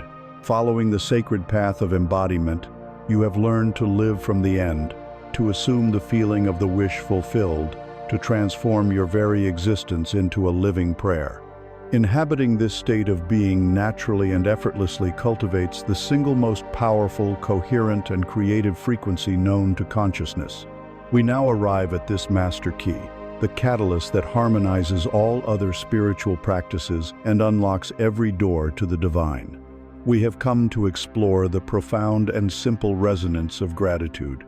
Like so many sacred concepts, the true power of gratitude has been diluted in our modern world. We have reduced it to a mere social courtesy, a polite thank you muttered when someone holds a door or passes the salt. We treat it as a reactive emotion, something we feel after we have received something good. We write in gratitude journals, listing the things we are thankful for as if completing a homework assignment for the universe. While these practices have their place, they are but a shallow echo of the true, world-altering power we are here to discuss. True gratitude is not an action you perform. It is a state you inhabit. It is not a response to a pleasant outcome. It is a fundamental frequency that creates pleasant outcomes. It is the highest and most effective form of prayer because it is not a petition from a place of lack, but a declaration from a place of fullness. To understand its power, we must return to the physics of the cosmos. The universe is a great mirror, reflecting the truth of your energetic broadcast. When you are in a state of complaint, frustration, or lack, you are broadcasting a chaotic, dissonant frequency. Your signal to the universe is, "Things are not right. I do not have enough. I am incomplete." The mirror of reality, in its perfect fidelity, can only reflect back to you more circumstances that will prove you right, more reasons to complain, more evidence of lack, more feelings of incompleteness. Gratitude, however, is the most coherent and harmonious frequency you can possibly emit. It is a vibrational statement that resonates with the very essence of source energy. When you are in a state of genuine gratitude, your broadcast to the universe is, "All is well. I am provided for. I have everything I need in this moment. I am whole." There is no more powerful declaration you can make. A universe that receives the clear, powerful signal of "I am whole and complete" has no choice but to reflect back to you a reality that is filled with wholeness, completeness, and evidence of well-being. Gratitude is not the celebration of receiving a gift. It is the energetic signature that attracts the gift in the first place. Let us use the metaphor of a grand piano. Your soul, your entire being, is this magnificent instrument. A life lived without gratitude is like a brilliant pianist trying to play a masterpiece on a piano that is horribly out of tune. No matter how much effort they exert, no matter how skilled their fingers, the music that emerges is jarring, chaotic, and painful to hear. The notes clash, the chords are dissonant. This is the experience of striving from a place of lack. The effort is immense, but the result is struggle and frustration. The practice of gratitude is the act of becoming a master tuner of your own instrument. A tuner does not just sit down and randomly bang on the keys. They take out a single, precise Tula tuning fork that holds the frequency of a pure, true note. They strike the tuning fork, and then they listen. They gently adjust the tension of the first string, turning it until its vibration no longer fights with the pure note, but resonates with it in perfect harmony. They continue this process, string by string, using the reference of that one pure tone, until the entire instrument is brought into a state of perfect resonance. Gratitude is your spiritual tuning fork. The feeling of genuine gratitude is the pure, true frequency of source, of your own higher self. When you consciously choose to feel gratitude, you are striking this tuning fork. And as you hold that feeling, you are meticulously adjusting the strings of your own being, your thoughts, your emotions, your physical body, until they vibrate in perfect harmony with it. When you are in a state of gratitude, you are in tune with the universe. And what happens when you play on a perfectly tuned instrument? Every note is clear, every chord is beautiful, every melody, whether simple or complex, sings with a beauty and power that was impossible before. Once you have tuned your being to the frequency of gratitude, any intention you set, any action you take, Any word you speak is amplified with this resonant harmony. You stop creating dissonant struggle, and you begin to create beautiful music with your life. The practice of gratitude, then, must go deeper than a mental list. It must become a full-body, cellular experience. Let us practice this now, moving through its transformative levels. Begin with level 1. Gratitude for the obvious. Close your eyes. Take a slow, deep breath. Call to mind something in your external world for which you are grateful. Do not make a list. Choose just one thing. Perhaps it is the roof over your head, the feeling of the chair supporting you, or a specific person in your life. Hold that one thing in your mind. Now, instead of just thinking I'm grateful for my home, truly feel it. Feel the sensation of safety, of shelter, of warmth. Let that feeling of thankfulness wash over you as a physical sensation. Let it fill your chest. This is the first step, moving from thinking gratitude to feeling gratitude. Now, let us go deeper to level 2. Gratitude for the unseen. Let your awareness drift to the constant, silent miracles you take for granted. Feel the air entering your lungs, a gift you receive every few seconds. Feel gratitude for this breath, this automatic exchange that sustains your life without any effort from you. Feel the steady, tireless beat of your own heart, a faithful drum that has been playing for you since before you were born. Feel gratitude for your senses, for the phenomenal gift of sight, the ability to perceive color and light, for the gift of hearing, the ability to experience music and the voices of loved ones. You are living inside a symphony of constant, invisible gifts. Tune your awareness to this symphony and let your heart swell with thankfulness for this quiet, unending support. And now, we approach the most advanced and alchemical practice, level 3, gratitude for the wound. This requires the utmost courage, for it is here that you become a true master of energy. Bring to mind one of your greatest challenges, a difficulty you have faced, a karma that has been your teacher, the sacred wound at the core of your being. Can you, from this new perspective, find a single drop of gratitude for it? This is not about condoning harm or pretending pain is pleasant. It is about honoring the outcome of the pain. Can you feel gratitude for the strength that your heartbreak forced you to find? Can you feel gratitude for the humility that your failure taught you? Can you feel gratitude for the enemy who was your mirror, showing you a part of yourself that desperately needed healing? When you can genuinely thank the source of your greatest pain for the pearl of wisdom it created within you, you dissolve all remaining traces of victimhood. You reclaim every last bit of your power. You are no longer defined by what happened to you. You are defined by the magnificent being you became because of it. This is the final, ultimate act of tuning. Make this a state of being. Weave it into the fabric of your day. Create gratitude triggers. Every time you turn on a tap, feel a wave of gratitude for the miracle of clean water. Every time you eat a meal, feel genuine thankfulness for the earth and the countless hands that brought it to you. Let gratitude become the lens through which you see the world, the constant, gentle hum beneath all your other thoughts and feelings. When you live in this resonance of gratitude, you have closed the loop of creation. You are living as if the prayer has been answered, because you are in a state of constant thanksgiving for what is. You are no longer praying for abundance. You are living in gratitude for the abundance that is already here, thereby creating more of it. You are no longer praying for love. You are living in gratitude for the love that is all around you, thereby becoming a magnet for more of it. Gratitude is the signature of a soul that knows its connection to Source. It is the language of trust. It is the feeling of coming home.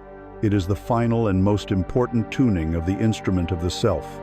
And now that your instrument is perfectly in tune, now that your being is resonating with this high, holy frequency, you are ready for the final realization.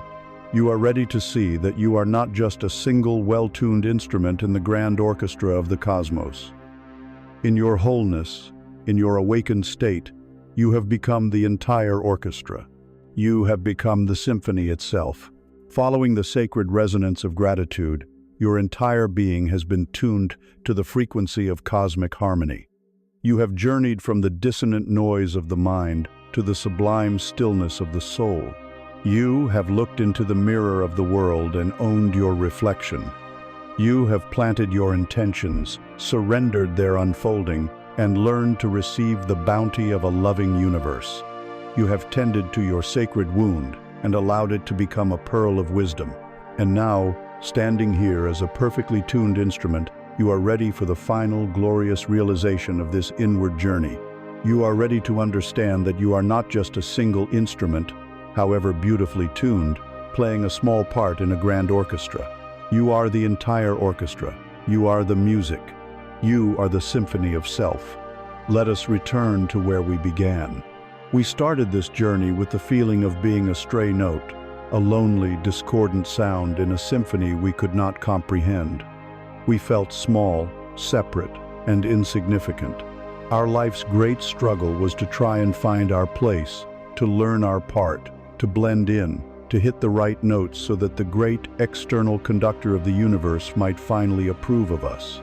This feeling of being a fragmented, searching self is the fundamental human tragedy. It is the engine of all our striving, our competition, our desperate need for validation. We have been searching for our song in the world, not realizing that the world has been waiting to hear our song. The entire journey we have taken together has been a process of gathering the scattered pieces of yourself.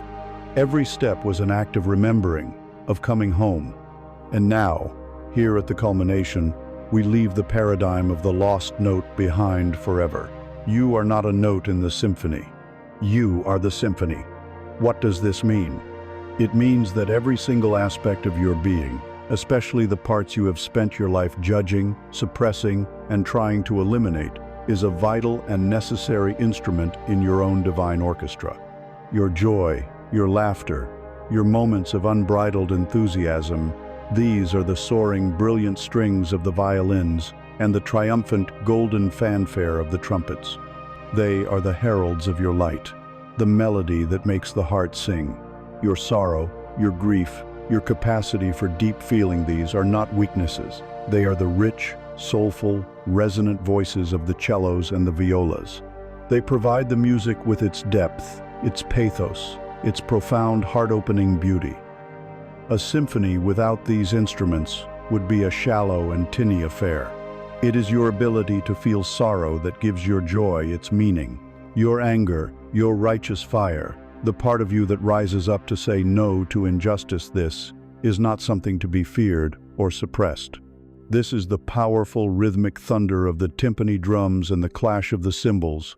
It is the force that provides your life with drive, with boundaries, with the power to create change.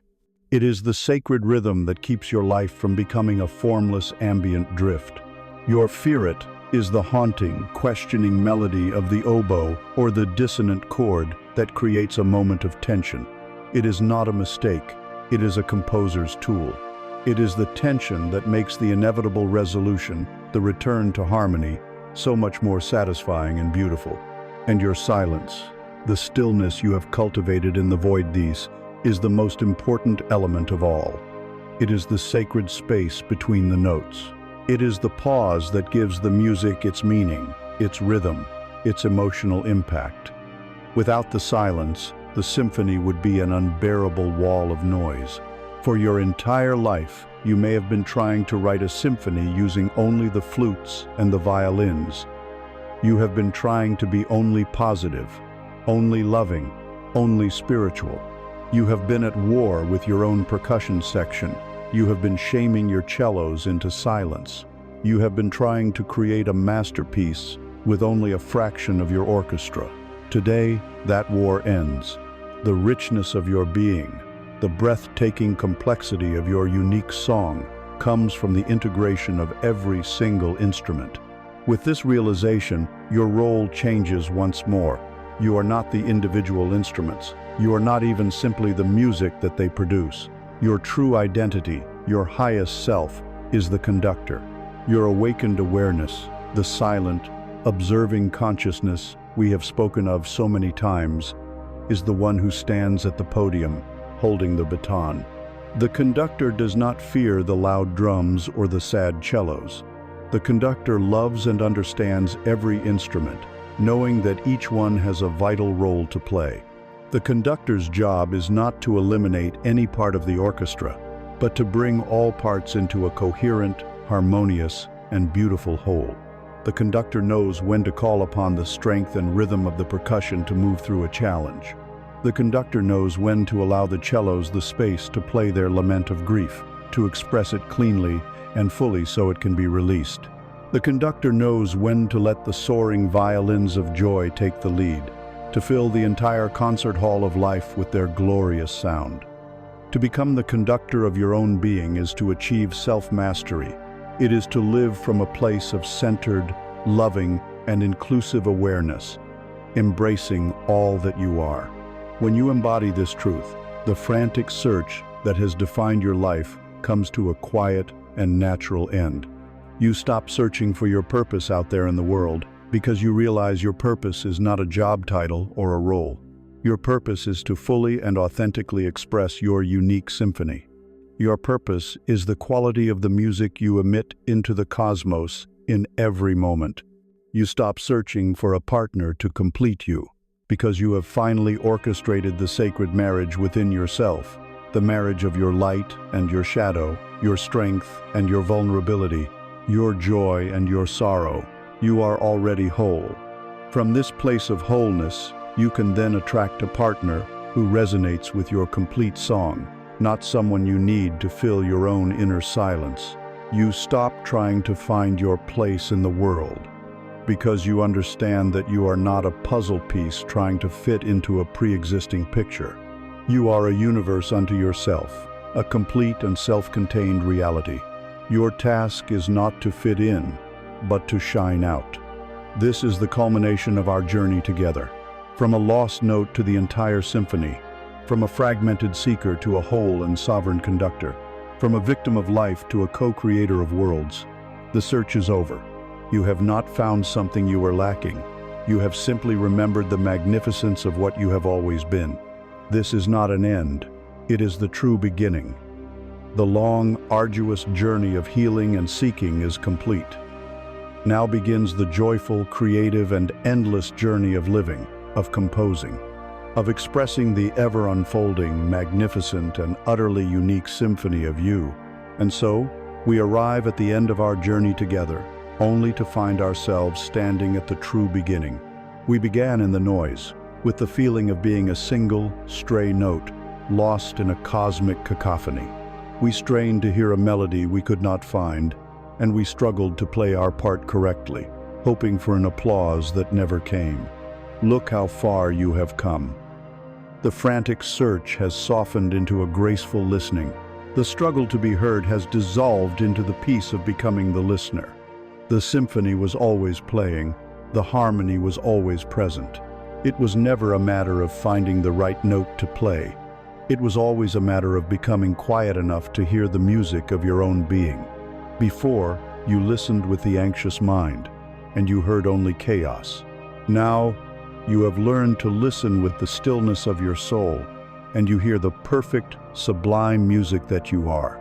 The journey inward has revealed that you are the architect of your own perception, the broadcaster of your own frequency. You have learned that the world is but a mirror, that your life's challenges are your greatest teachers, and that your deepest wound is the source of your most sacred gift. You have felt the power of a clear intention, the grace of a full surrender, and the wisdom that speaks through the compass of your body. You have shattered the glass house of your past. You have stood in the creative emptiness of the void. You have come to know that you are not a separate fragment, but an integral part of the magnificent, unified whole. All of these steps, all of these truths, were not destinations in themselves. They were signposts, each one pointing you back home to the simple, profound reality of this present moment. They were designed to guide you to this place of inner peace, where the work is finally set aside. There are no more techniques to learn. There is no higher state to achieve. There is only this: the gentle rhythm of your own breath, the quiet hum of your own presence, the effortless peace of being. Carry this single truth with you as you return to the world. You do not need to struggle to align with the universe. You are not separate from it. You are a perfect, unique expression of it. Your only task is to be authentically, unapologetically, and lovingly yourself. The universe will handle the rest. And so, we close with a simple mantra, a key to remember when the noise of the world threatens to make you forget. Let these words be an anchor to your peace. Let them be the prayer that you live. I cease the struggle. I am the harmony, and the universe orchestrates through me. There is nothing more to say, nothing more to learn, nothing more to do. Simply be. Rest now in the beautiful music of your own being. Rest in the silence.